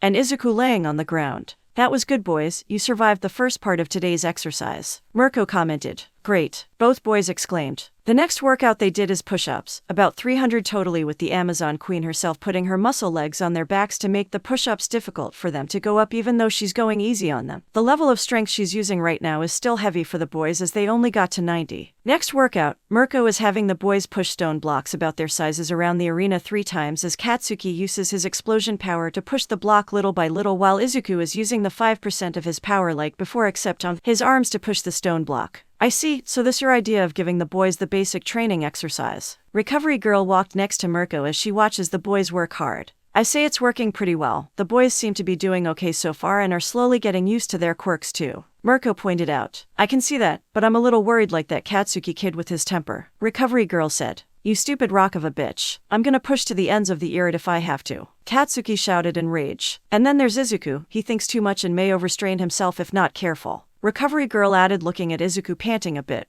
Don't worry, I gave Izuku a little advice on that. We just have put our faith in the goddess's choice. Mirko said. Okay, first lap done and only 2 more to go. Mirko called out, causing Katsuki to shout again and Izuku going a little pale. Die! Katsuki shouted as he punched a metal punching bag with his explosion, sending it flying about 20 feet away. Izuku took a deep breath with his eyes closed for a second or two before opening them again and started punching the training dummy with wooden poles while channeling his one-for-all power into both his arms with only the small percent of power. He performs a few martial art moves Mirko and the other Amazon warriors showed him and Katsuki, and he's been able to analyze the movements, quickly learning them and combining them with the martial art moves he and Katsuki learned back home. Okay, you boys are doing great, Mirko called out as she watches them train hard. Damn it, not a single dent, just you wait, you stupid punching bag. I'm going to kill you if it's the last thing I do, Katsuki declared, shouting before attacking the metal punching punch with more explosions. Man, is that guy ever going to be quiet for once? Kyoka asked, annoyed of Katsuki's yelling as she and her friends walk up to Mirko. Hey girls, come to see how the newbies are doing, Mirko asked. Yes, and from what I can tell those boys are doing a lot better than we expected, consider it's only been 3 weeks since they started their training, Momo answered. Wow, look at them go. They're really taking our Amazon method seriously, Toru commented. Here goes. Izuku punched the training dummy with a turnaround backhand strike, though accidentally put too much force into that attack and sent the training dummy flying. And it's heading right for Katsuki. Kakin, look out, Izuku warned. Katsuki stopped his assault on the metal punching guy when he heard Izuku called out to him, wondering what could he want, only see the training dummy coming towards him fast, and tackled right onto the ground, sliding away a few feet and stop. Oh, that's gotta hurt. Mina winced as the others agree. Kakin, I'm so sorry, Kakin. Are you okay? Izuku apologized as he quickly runs to Katsuki. Fortunately, or unfortunately, Katsuki blasted the training dummy off him that landed near the girls in the audience stand, as Izuku stopped about 5 feet toward his childhood friend, and saw him standing up. Katsuki glares at Izuku with the intense murdering look in his eyes and the low growling loud coming from his mouth like a vicious animal setting its set on a little helpless green rabbit, which he sees Izuku as such. Deku, you're so dead, Katsuki growled with explosions erupting from his hands. Wait, it was an accident, Izuku tried to explain, but Katsuki didn't listen and started attacking Izuku as he runs away. I quote, I'm sorry, Izuku screamed while dodging Izuku's explosions with Katsuki as chasing behind him. Shouldn't we do something? Achako asked, worried that Izuku might get hurt. Don't worry, this happens a few times during training, Izuku told. This is how he and Katsuki do as they grew up together, Mirko explained. The way Katsuki is cursing reminds me of the ghost stories from my books. It's very exciting. Ryuko smiled. Seriously? Kyoka confused with a sweat drop. Oh yeah, Queen Mirko, would it be okay if we take the boys to the town? You know, show them around in case they want to go on their own since they still don't know their way around the island, Achako asked. Mirko took a moment to think. Knowing Achako is right that the boys haven't gone out much as all they did is training during the past 3 weeks as they mothers go out sometime on their own, and some of the Amazons are still a bit skeptical about letting males live on the island despite the Queen's approval of them and passing the Amazon Trail too, believing now would be a good time for the boys to take a break from training for a little bit and explore the town. Okay Achako, you and the others can show them around and take them to certain parts of the jungle if you want, Mirko agreed. Really? Thank you, Queen Mirko, Achako excited. Glad we got the approval. So do you think you can stop Katsuki from hurting Izuku too much now? Tsuyu asked as she points at Katsuki pinning Izuku down to the ground. Got it, wait outside and I'll send the boys to you, Mirko said before jumped toward the boys. Are we sure about showing them around? Kyoka asked. Come on, Kyoka, they haven't done anything hurtful to us and they seem like really nice people even if one of them doesn't show it on the outside, Mina pointed out. She's right, they're part of our island now and such. We have to show them our way of life outside of the fight training, Toru stated. But the question is, where do we take them first? Ryuko asked. I already got that idea in mind, Achako said. Alirght fine, I'll go, Katsuki shouted in rage before walking away to the locker room as Izuku follows him. Looks like Queen Mirko got Katsuki to come with us. Ribbit, Tsuyu said. Oh, joy, Kyoka sighed. Okay boys, I welcome you to the Amazon shopping district, Achako announced as she and everyone stands in front of the open gate of the area. Wow, it's almost like a shopping mall but outdoors, Izuku amazed of the sight. It looks decent enough and bigger than any store we've been to, Katsuki commented. Yeah, like everything in the world, we like to set up our own shops making new things and giving them away to our fellow sisters, Toru explained. We even have our own currency, the usually stuff I'm sure you're familiar with, and the tech here are more advanced than the outside world, about 120 years ahead, Momo added. I'm surprised you guys have some smartass to make something like a hoverboard elevator, Katsuki said as he saw 2 Amazon women going up another floor of a building. Few of our people have quirks that allows them to become super smart with science, math, and machines too, and helped created the awesome paradise you see today, Mina bragged. The only thing missing is a TV and some video games, Katsuki pointed out. Kakin, I'm sure they would have already know about those, Izuku said. We do have them, but we Amazon are more focused on outside stuff and other hobbies than watching Saturday morning cartoons all day. We like to improve ourselves through training and other things, Suyu explained. Now, let's go see the wonderful shops we have here. Ochako yelled exciting and everyone walked into the shopping district. Some of the shops were a little normal like the ones Izuku and Katsuki would go to like the clothing store and groceries. But the big difference is that the clothing they have are the Amazon armors and clothes that are a mixture of Greek garments and Japanese kimono.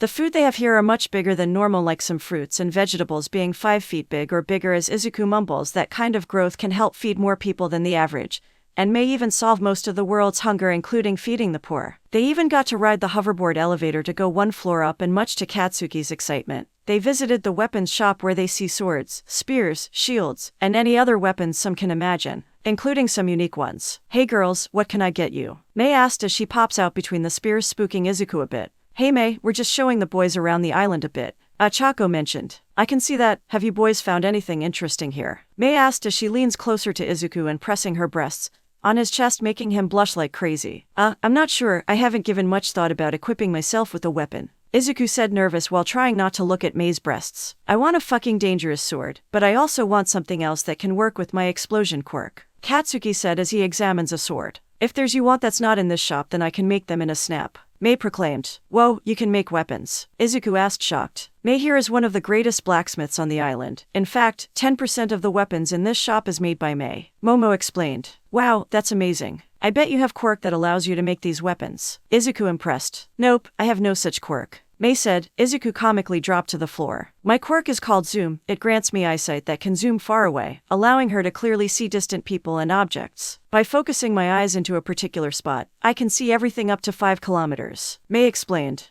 That's actually pretty cool consider you can see far away distances like being able to spot people trying to hide in crowds or trying to sneak up on you or even spot a sniper trying to shoot you from a high hiding place. Izuku mumbled again.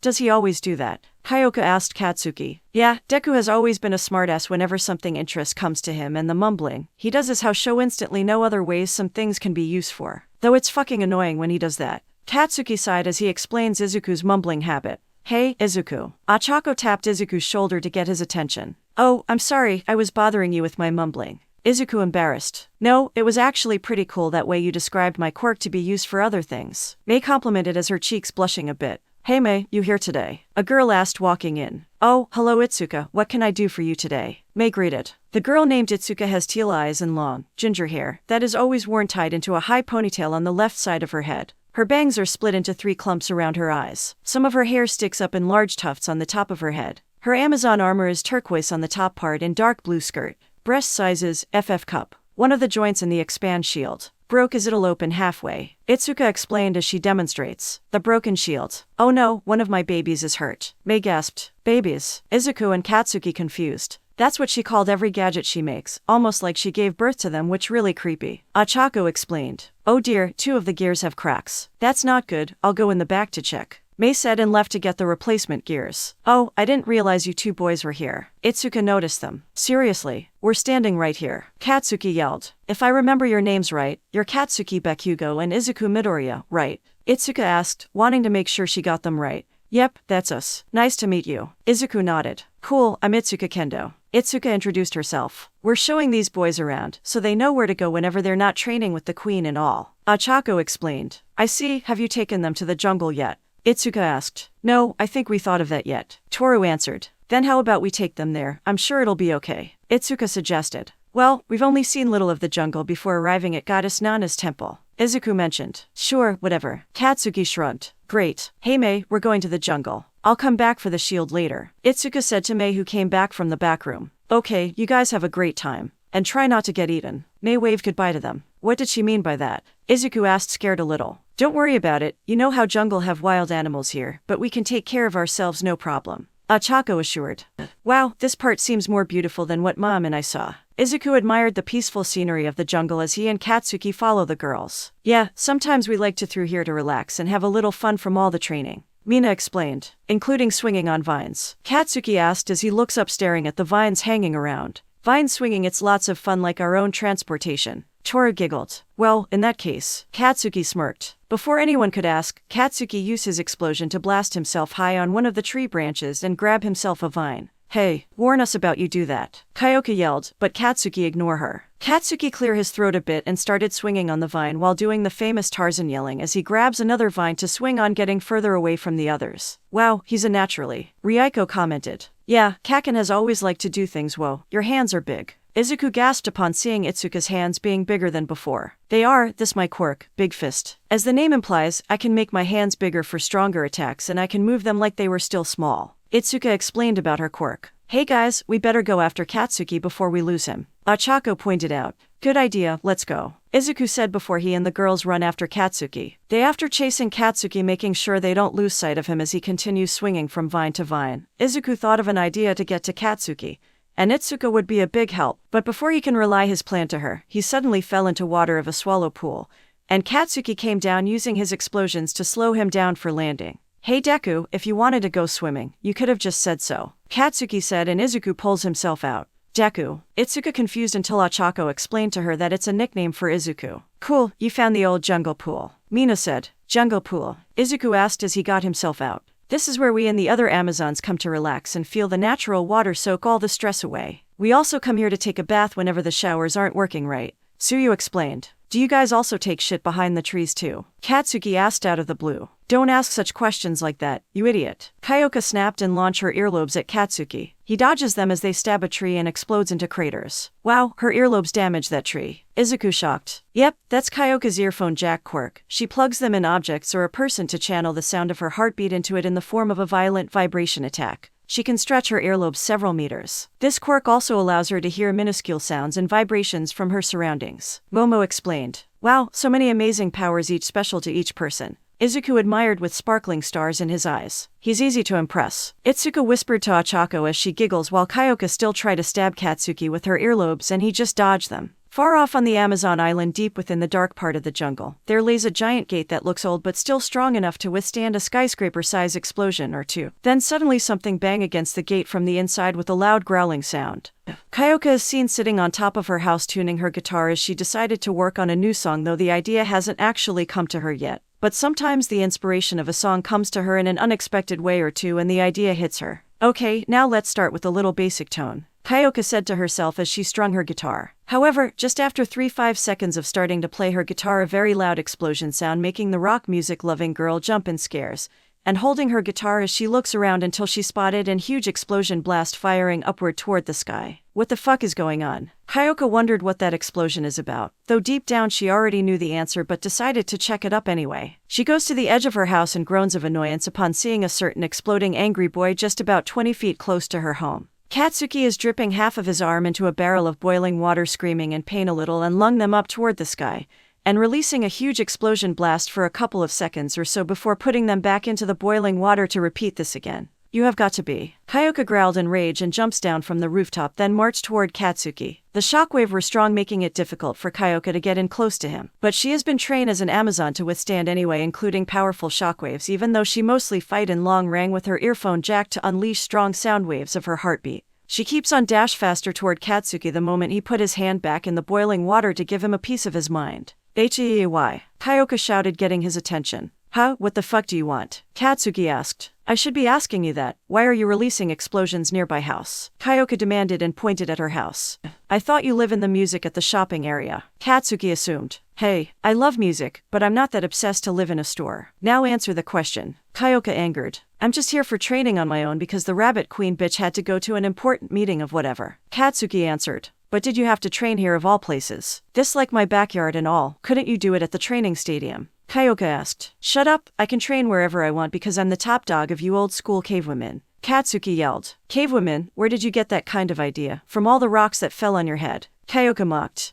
You calling me dumb? Katsuki glared. That's exactly what you are. Kyoka glared back. Katsuki growls and splashed some of the boiling water on Kyoka, causing her to wince from the heat of the liquid on her face and hands. Watch it, why do you even have boiling water in the first place? Kyoka asked, a little curious. Not that it's any of your business, but I'm training to improve my quirk that allows me to secrete nitroglycerin like sweat from the palms of my hands and ignite it on command, and the boiling water helps to open his sweat glands, and then creating a large explosion, and I have to keep on doing this repeatedly. Katsuki explained. Wow, I completely forgot you have a brain in that thick skull of yours. Kyoka surprised of how smart he sounds just now.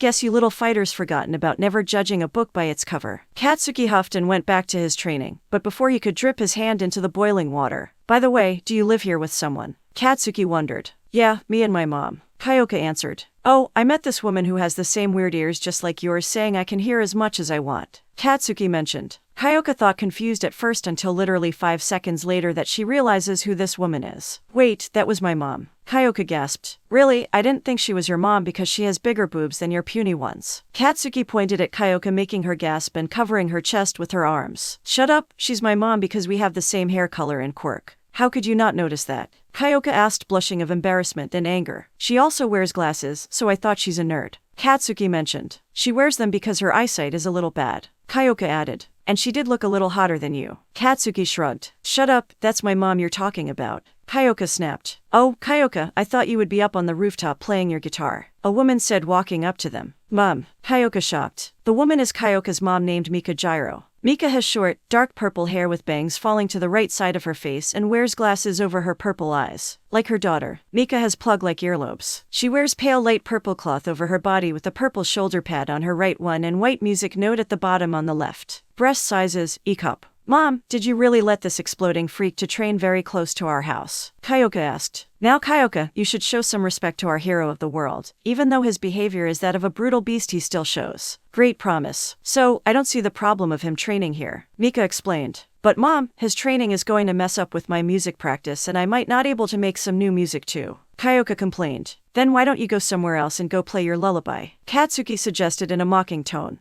I was wondering why you couldn't go find another place to go train. There are plenty places on the island for you train your explosion quirk without disturbing anyone. Kyoka wondered that. I don't know, I just felt like it. When your mom offered to let me train here for a while. Katsuki shrugged. Just felt like it. Are you some kind of animal or something? Kyoka asked tick off. Looked in a mirror lately, you look like a flat snail with the shell. Katsuki insulted. That's called a slug. Kyoka corrected. Oh my, I had no idea you had become so close together. Mika smiled. We're not close. Katsuki and Kyoka snapped at the same time. Aw, so cute. Mika said. Ugh, whatever. I'm going to play my music elsewhere. Kyoka walked away to get her guitar and find another place to play. Katsuki growls a bit watching the earplug girl leaves, though for some reason he wasn't entirely angry at her. That is only half of the feeling, while the other half is something else, like suddenly he thinks the girl looks cool and fierce at the same time, especially when she let loose her anger like that. It kinda reminds him of himself, in fact. Hey, are you sure you two are related? Katsuki asked Mika. About me and Kyoka. Yes, I gave birth to her and I never regret having her as my daughter. Mika smiled proudly, then she yelps of Katsuki suddenly grabbing one of her breasts. If you say so, though she doesn't seem to inherit your big boobs. Katsuki said, squeezing it a bit.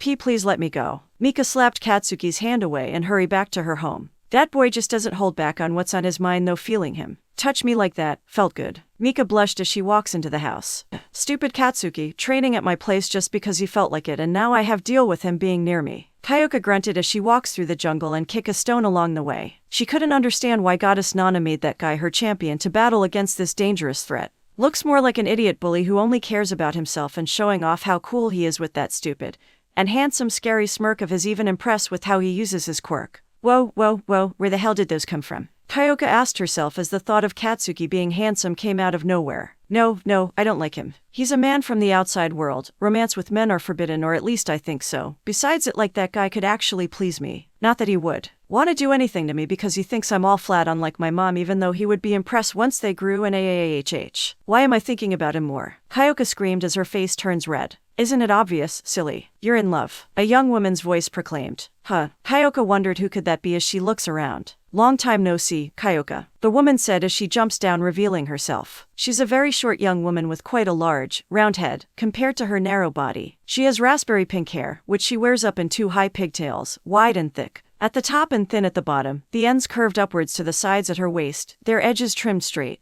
She has a single bang in the middle of her forehead, swept pointedly to her right, and very large, pointed down eyes with dark rings on the underside of each, 2 longer eyelashes to each far side, which take up most of her face. Her irises are oval-shaped, pink in color, and each has 2 circles between their small pupils and their rims, giving them a rather hypnotic look, and dark circles around her eyes. She wears a big white bow at her neck, matching the thick gloves she wears, an indigo shirt with large buttons and long, upturned frilly sleeve cuffs, and a pair of white, pinstriped pants which are very poofy, making her legs seem bigger than they are. She sports several heart motifs, such as heart earrings, heart-shaped buckles on the too thin, golden belts around her waist, and a wide heart design over the tops of her legs. She also wears dark tights underneath her pants, over which she wears a pair of shiny high-heeled boots. Breast sizes, H cup. La Brava, I wasn't expecting to see you here. Kyoka shocked of meeting one of Amazon Warrior Senior. Nice to see you're doing. Okay, since I last saw you, I believe it's been 8 months. La Brava greeted. Yeah, feels like a long time to me. Kyoka chuckled. What are you doing here anyway? Kyoka asked, curious. Just patrolling this part of the jungle, got to make sure there aren't anything dangerous out here. La Brava answered. I think you're the danger at my house. Kyoka sighed. You mean one of the boys you're in love with? La Brava asked, teasing. Wait, what? I don't have a love problem. Kyoka protested, blushing. Come on, it's pretty obvious with how you're suddenly thinking about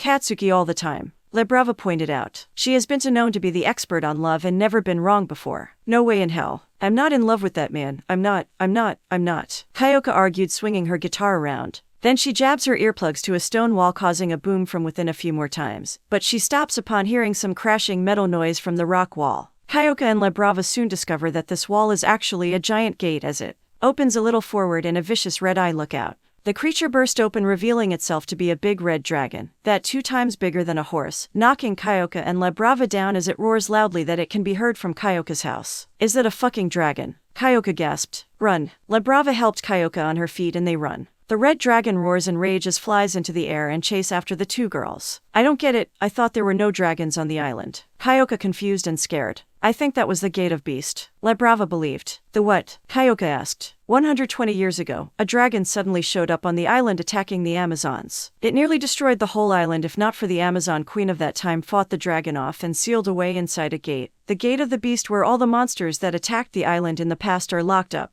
La Brava explained the history. And it's all my fault because I was thinking of that stupid Katsuki. Kyoka blamed herself and stopped facing the dragon. Kyoka, what are you doing? La Brava shocked. I'll hold it off, you go and get the queen. Kyoka determined as she plugged her earphone jack into her guitar and shred it, creating a strong sound wave that seemed to have stopped the dragon. But it only worked for a moment as the dragon released a fire breath at the tree branches above Kyoka as she looks up and rolls out of the way before the burning branches fell on the ground. Unfortunately, she rolled a little closer to the red dragon. Kyoka, look out. La Brava warned. The warning only serves for the rock music girl to see the red dragon raising its head, then launch down to eat the girl between its fangs. Kyoka thought apologized as she cries fear she's going to die and closes her eyes. The sound of flesh being pieces and blood spilling on the ground came, but Kyoka finds it strange that nothing happened to her nor feeling the dragon's fangs. She slowly opens her eyes and they widen of shock.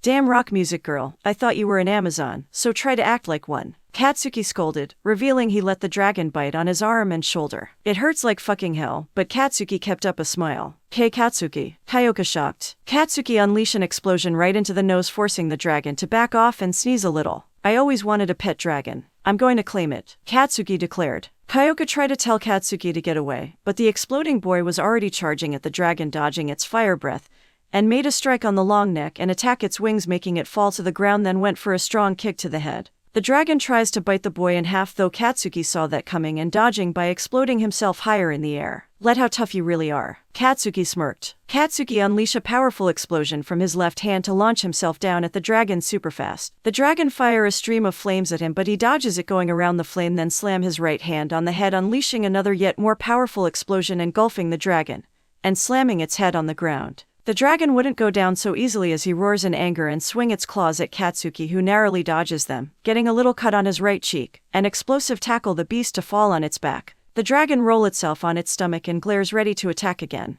We're done, Katsuki said, confusing the dragon and the 2 girls behind him. You were bored, alone, that you couldn't get a good fight. You want to prove yourself strong? Well, you definitely got my approval. From now on, you're my dragon and we're gonna show the world how fierce we are, Katsuki declared. The dragon looks at Katsuki, saying he is serious and can feel the words also means he wants to be friends with him. The dragon roars in joy and spreading its wings, meaning the dragon accepts Katsuki's offer. Now that I think about it, the dragon that attacked the island was probably an old one, and the one we're seeing is the child. La Brava realized. Wow, Kyoka said, looking at Katsuki, smirking and petting the dragon, seeing now that he is a hero. Just in his own way, and she is actually fine with that. Mirko is standing in one spot smirking at Izuku and Katsuki, as they are staring at her with intense serious eyes. Katsuki have little explosions bursting from his hands, and Izuku's body is emitting green electric currents throughout his body while clutching his fists. The wind blew on them and a tumbleweed bounces past between them. Come on, Mirko dared the boys. Katsuki made the first move by charging at her with an explosion boost,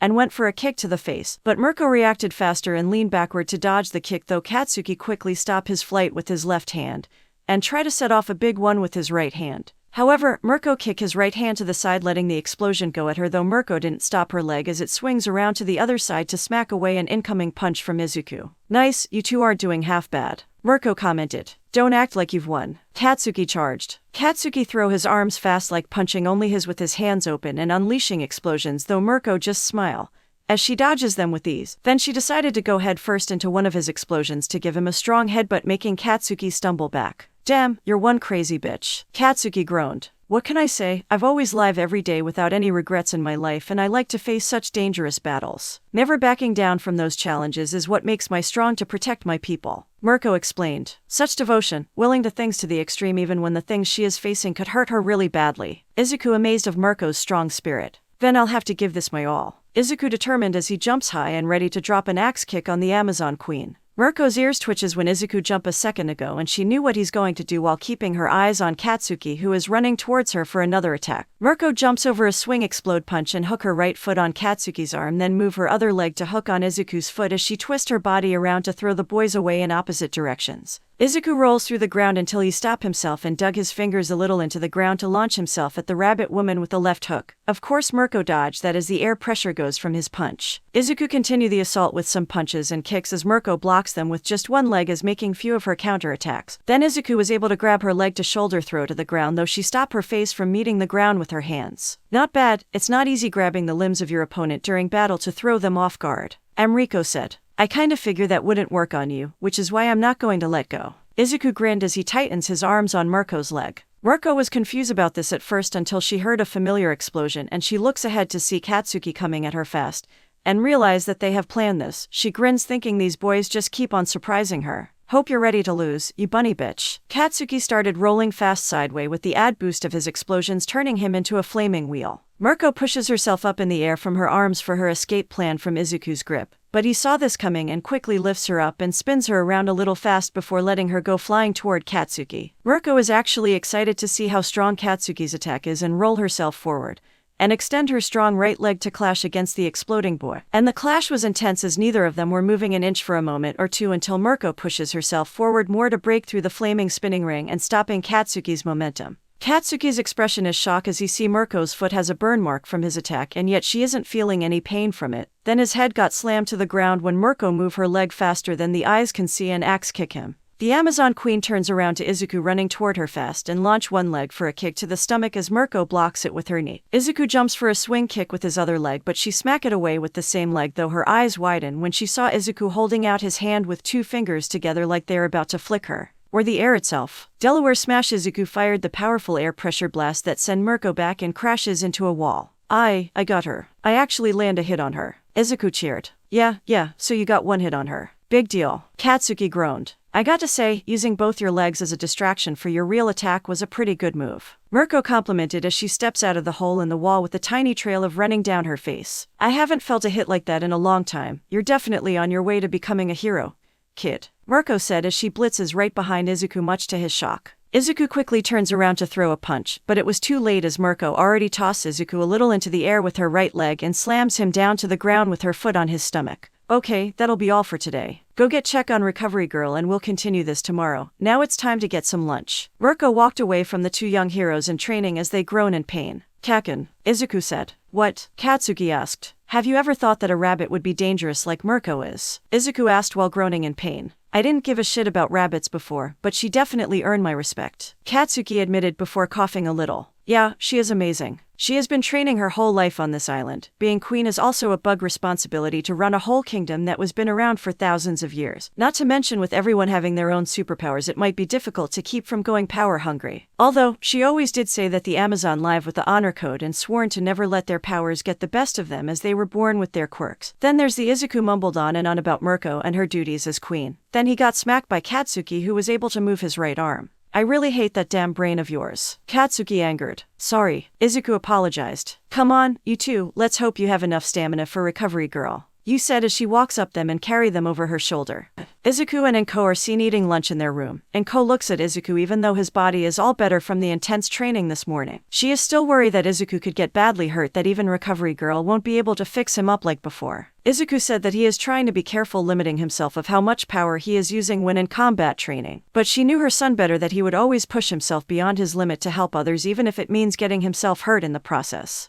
Is everything okay, Mom? Izuku asked, snapping his mom out of her troubled thoughts. Oh, yes, I'm fine. Just wondering how was training with the queen today? Enko asked. Well, extreme and brutal as always, but we are improving as I was able to land a good hit on her. Izuku mentioned. Really? Neither of you two have been able to land a single hit on Queen Mirko for the past 8 weeks since we came to this island. Enko surprised and worried at the same time. I know, I was surprised that my last second plan worked, though. Mirko shrugged it off because of her high pain tolerance, which makes me worry of how far she will push herself until she collapses. Izuku concerned, making Enko giggles. Kinda reminds me of you whenever there is someone in trouble. Enko smiled at Izuku. Oh, really? Izuku asked. Izuku, I know that you were brought to this island by a goddess to stop this evil and all, but I'm really scared that you might not come back to me, and I don't want to lose my baby. After your father's death, I've been afraid that something is going to take you away from me too, and I don't know how I can live with that. Enko cried with tears flowing out of her eyes. Izuku looked down at his hand. He remembers the day his dad died, and that left both of them in a deep depression state for a while.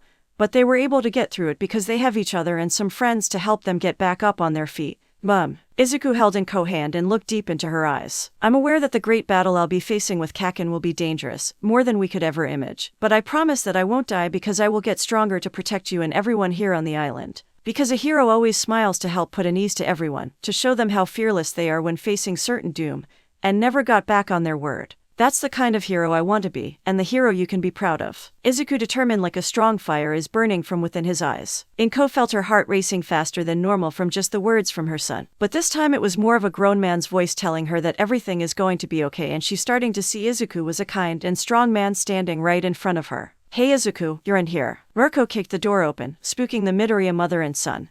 Queen Mirko, what are you doing here? Enko asked. Hey, I told you can just call me Mirko, and I just came by to see if Izuku is up for a nature walking in the jungle. Mirko answered. Oh, just a nature walk. Izuku wondered if he is hearing her right. Yeah, thought you should be more familiar with the areas of the island, including the jungle, as we Amazons go there for some physical exercises, and a few places where you can enjoy a very high good view too. Mirko explained.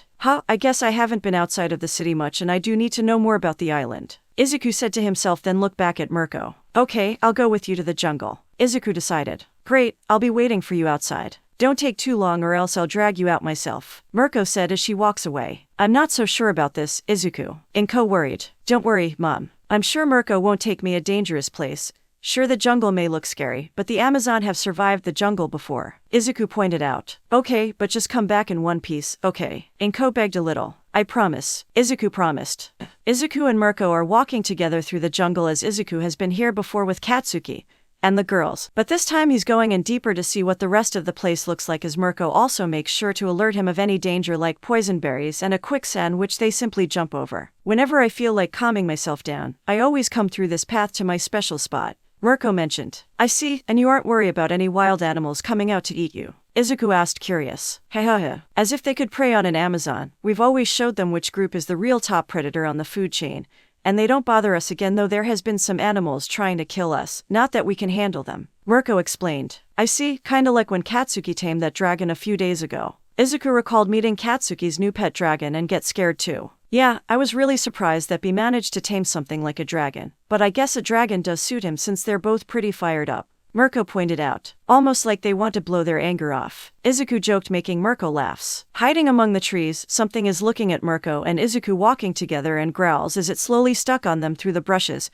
and hid behind the trees. Mirko stopped, which Izuku stopped as well for her ears to pick up a soft sound and a little growl, meaning there is something coming at them. Mirko acted fast by kicking to where the noise is coming from, like right next to a tree. Then the thing that came out is a dark green fur wolf about 3 times bigger than the biggest wolf in the world. Looks like you're still hungry for a little rabbit meat. Mirko smirked at the wolf. That wolf looks strong, Izuku noticed. Yeah, this wolf is known to be the strongest one of its kind on the animal and was always a good workout partner when I was a little kid, Mirko explained. Wait, you fought that thing as a kid? Izuku gasped. The green wolf charges at Mirko as she did the same. Her foot collided against the wolf's head, causes a strong shockwave for a moment until they pushed each other. Well, looks like he gotten stronger. Mirko excited. Izuku thought. Wait, Mirko, let me approach the wolf. Izuku requested as he stands in front of Mirko. Oh, so you want to take on the wolf, huh? Mirko surprised that Izuku is going to fight the green wolf too as she hugs his head on her breasts, making Izuku blush. I just have a feeling, okay. Izuku pulled himself out of her breasts and calmed himself down as he walks over to the dark green wolf. The green wolf growls and let out a savage roar at Izuku, though he wasn't fazed by it as he stands strong and fearless. I'm not going to fight you, Izuku said, surprising the wolf and Mirko. I don't know why, but I feel like there is more to you than just fighting, like you want to see more of what humans are capable of. If that is the case, then let me prove to you that there is always a hero helping others in need no matter what, and to always smile for everyone to see. Izuku charged his fist with his power. 100% one for all. Detroit smashed. Izuku threw his fist in the air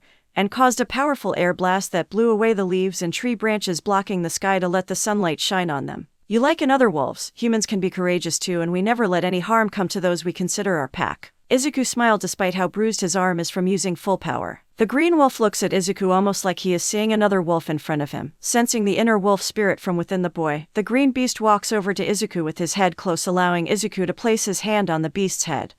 What do you know? That kid got a bigger heart than I thought. Mirko chuckled as she watches Izuku bonding with his new companion, and her cheeks are blushing too. La Brava is walking through the jungle forest, heading to a familiar place for the checkup to make sure nothing strange happened. And the place she is checking on is the Gate of Beasts, since the lock was accidentally broken by Kyoko 2 weeks ago, and to get the report from the 2 Amazon warriors guarding the broken gate. Hey girls, nothing unusually happens to the gate? La Brava asked. Pretty boring like yesterday and the other days before for the past 2 weeks. The first woman said, feeling ignore of this. Come on, Burnin, you know how dangerous the Gate of Beast is, with how there are monsters inside that could our strongest Amazon warriors a tough time. The other woman pointed out. Mandalay is right, we can't let anything get through the gate like the dragon Katsuki tamed last week. La Brava agreed. The first woman, named Burnin, is a young woman who has big dark eyes and pointy teeth. Her most distinguishable feature is her long, flaming green hair with 2 bangs on each side and a wider bang going from the center of her forehead to the right. She wears a light gray jacket. Her collar, belt and wrist guards are black with a smaller red line. She wears a belt with a temperature gauge on the front and a fire extinguisher on the back, black knee-high socks, and short black boots. Her mask is black and is connected to a red headband. Breast size is F-cup.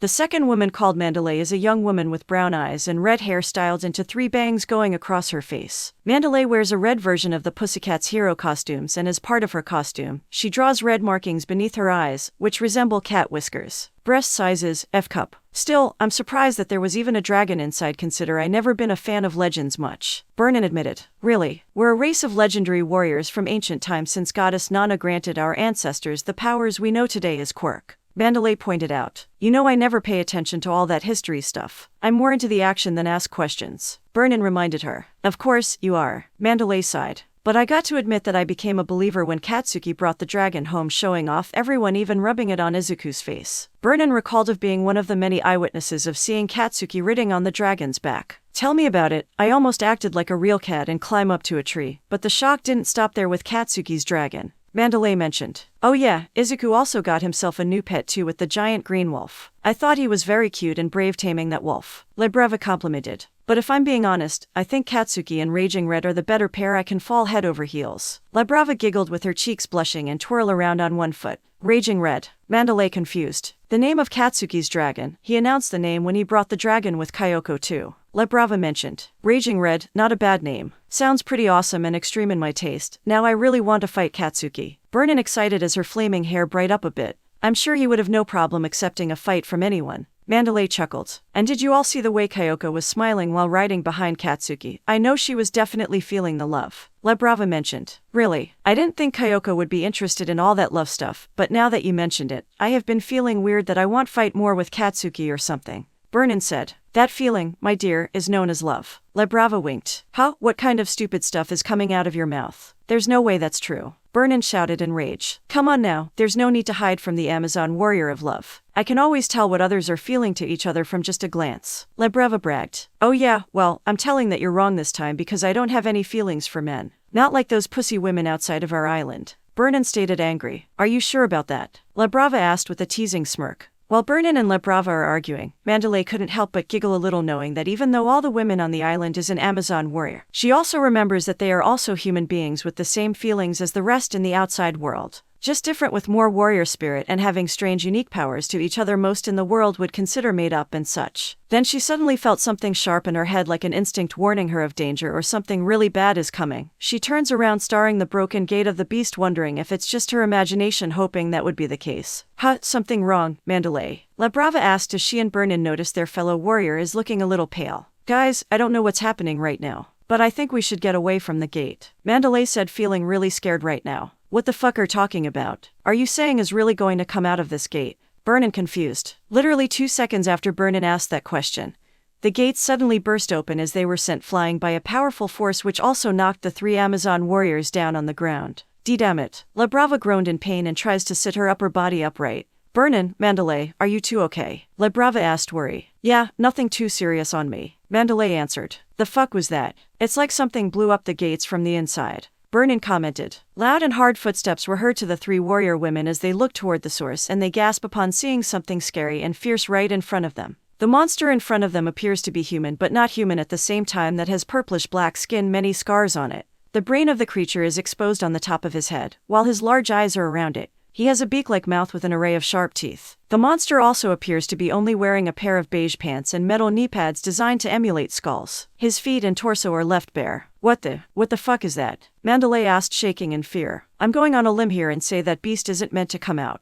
Burnin pointed out. Not only that, but this one might be more than we can handle. We have to alert the queen right away, Lebrava suggested. Oh please, I bet we can take that thing down no problem, Burnin said, igniting her flaming hair hotter and brighter. The black monster looks toward Burnin and she threw some intense fireballs at it, engulfing the head and some on the shoulders, making it step back 2 feet. Oh yeah, feel my burning warrior spirit, Burnin shouted, smiling. However, Burnin's shout of victory was short-lived when the monster screeched loud and brushes the flames off, showing that it doesn't have a single burn mark on it. Not even a tiny one, much to Burnin's shock, and the black monster swung its left arm faster than she could react and smack her away about 40 feet away. Burnin, Lebrava and Mandalay shouted for their fallen comrade. Look out. Lebrava pushed herself and the red cat-themed warrior out of the way for the monster's punch to strike the ground. We have to get Burnin and get back to the capital to warn everyone, Lebrava said as the black beast looks at them again. I know, but I'm afraid that this monster will try to follow us if we go now, Mandalay pointed out. Lebrava knew she is right and quickly look around to see if there's anything that can distract the black monster, even it's just for a few seconds. Then she spotted a beehive hanging from a tree that is close to the monster and has an idea. Mandalay, when I give the word, I want you to make a run for Burnin, Lebrava ordered. What are you doing? Mandalay worried that Lebrava might be thinking crazy to take that monster on herself. Don't worry, I promise I'll be right behind you. I just need to get this monster to behave for me, Lebrava determined to see her plan through. Mandalay is confused at first from the stupid joke she just made until she saw the beehive and understood her plan. But that didn't stop her from worrying, and she also knew that once Lebrava set her mind on something, it will be hard to change it until she finishes what she wants to do. Okay, I'll trust you on that, Mandalay nodded. Good, Lebrava said. The black monster walks forward to attack the 2 Amazon women again, but Lebrava acted fast and threw a smoke bomb down on the ground to console herself, and Mandalay, as the monster looks around, confuses of what is going on right now. Unknown to the monster, Mandalay has already made her own toward the unconscious Burnin, quickly checking her pulse and felt some pumps on her neck and wrist. Mandalay thought disgust on Burnin's condition. Meanwhile, Lebrava have ran toward the tree with the beehive hanging from a branch as fast as she can go and quickly climb up to the tree branch. The smoke is starting to disappear and it'll only be a matter of time before the black monster notices Mandalay with Burnin.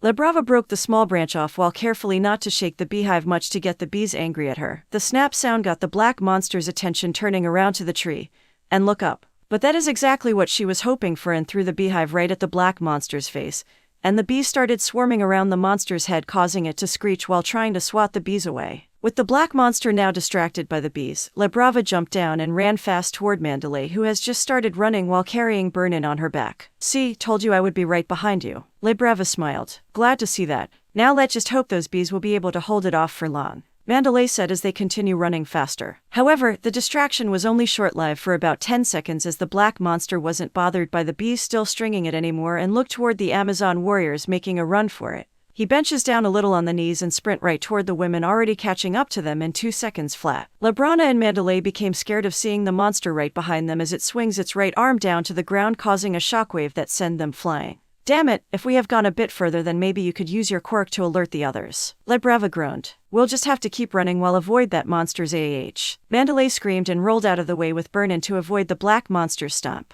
Mandalay got back up with Burnin still unconscious and on her back. She saw the cracks around the monster's feet it has made, clearly seeing that it is very strong. Damn it, that thing isn't going to let us go so easily. Mandalay cursed. We can try another smoke bomb and throw these frying pans into one of the rock walls to get its attention so we can make a fun for it. Lebrava suggested taking out 3 frying pans in each other from somewhere behind her. Have you been carrying those the whole time? Mandalay asked. Weird that Lebrava carries stuff that doesn't fit in the pockets of her pants. Okay, you ugly bird monster or whatever you are. Just try and get us. Lebrava shouted insults at the black monster. The black monster just stares at them for a few seconds before raising its head toward the sky and let out the screeching roar, which Lebrava used that moment to throw the smoke bomb down, making it hard for the black monster to see anything around it like before. What's wrong? Not coming after us now. Mandalay called out, mocking the monster. The monster tries to find out where they are and move 1 foot forward, then heard some loud sounds coming from the left, and saw the cat ear part the woman in red is wearing. The monster screeches and leaps at the woman, pounding its fist the body to kill her,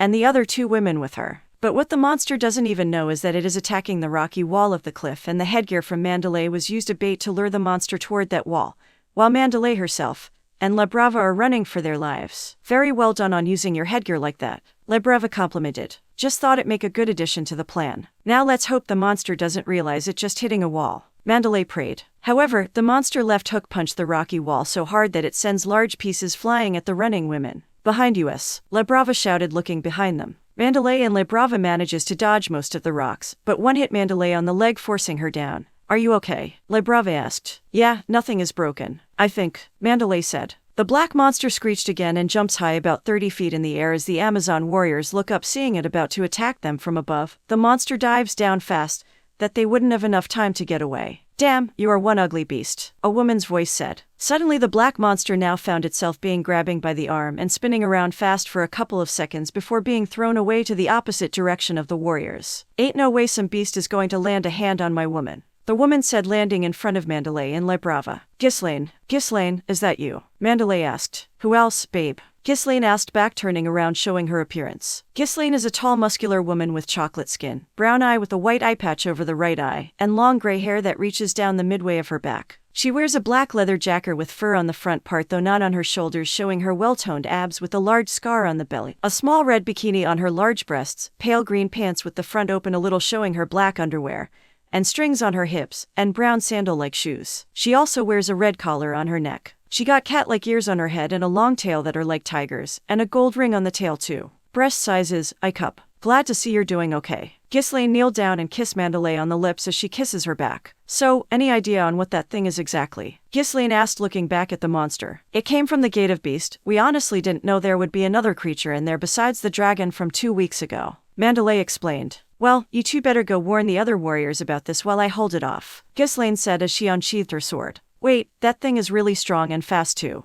You can't fight it by yourself, Mandalay worried. Just have faith in your wife. I've been through tough situations before. I'll be fine. Ghislaine smirked. Oh, Ghislaine, we'll be back with reinforcement. Don't say anything stupid, Mandalay said as she and Lebrava ran again. Okay. Ghislaine looked at the black monster as it gets back up. Time to punish you for hurting my wife, Ghislaine said with a frightening smirk.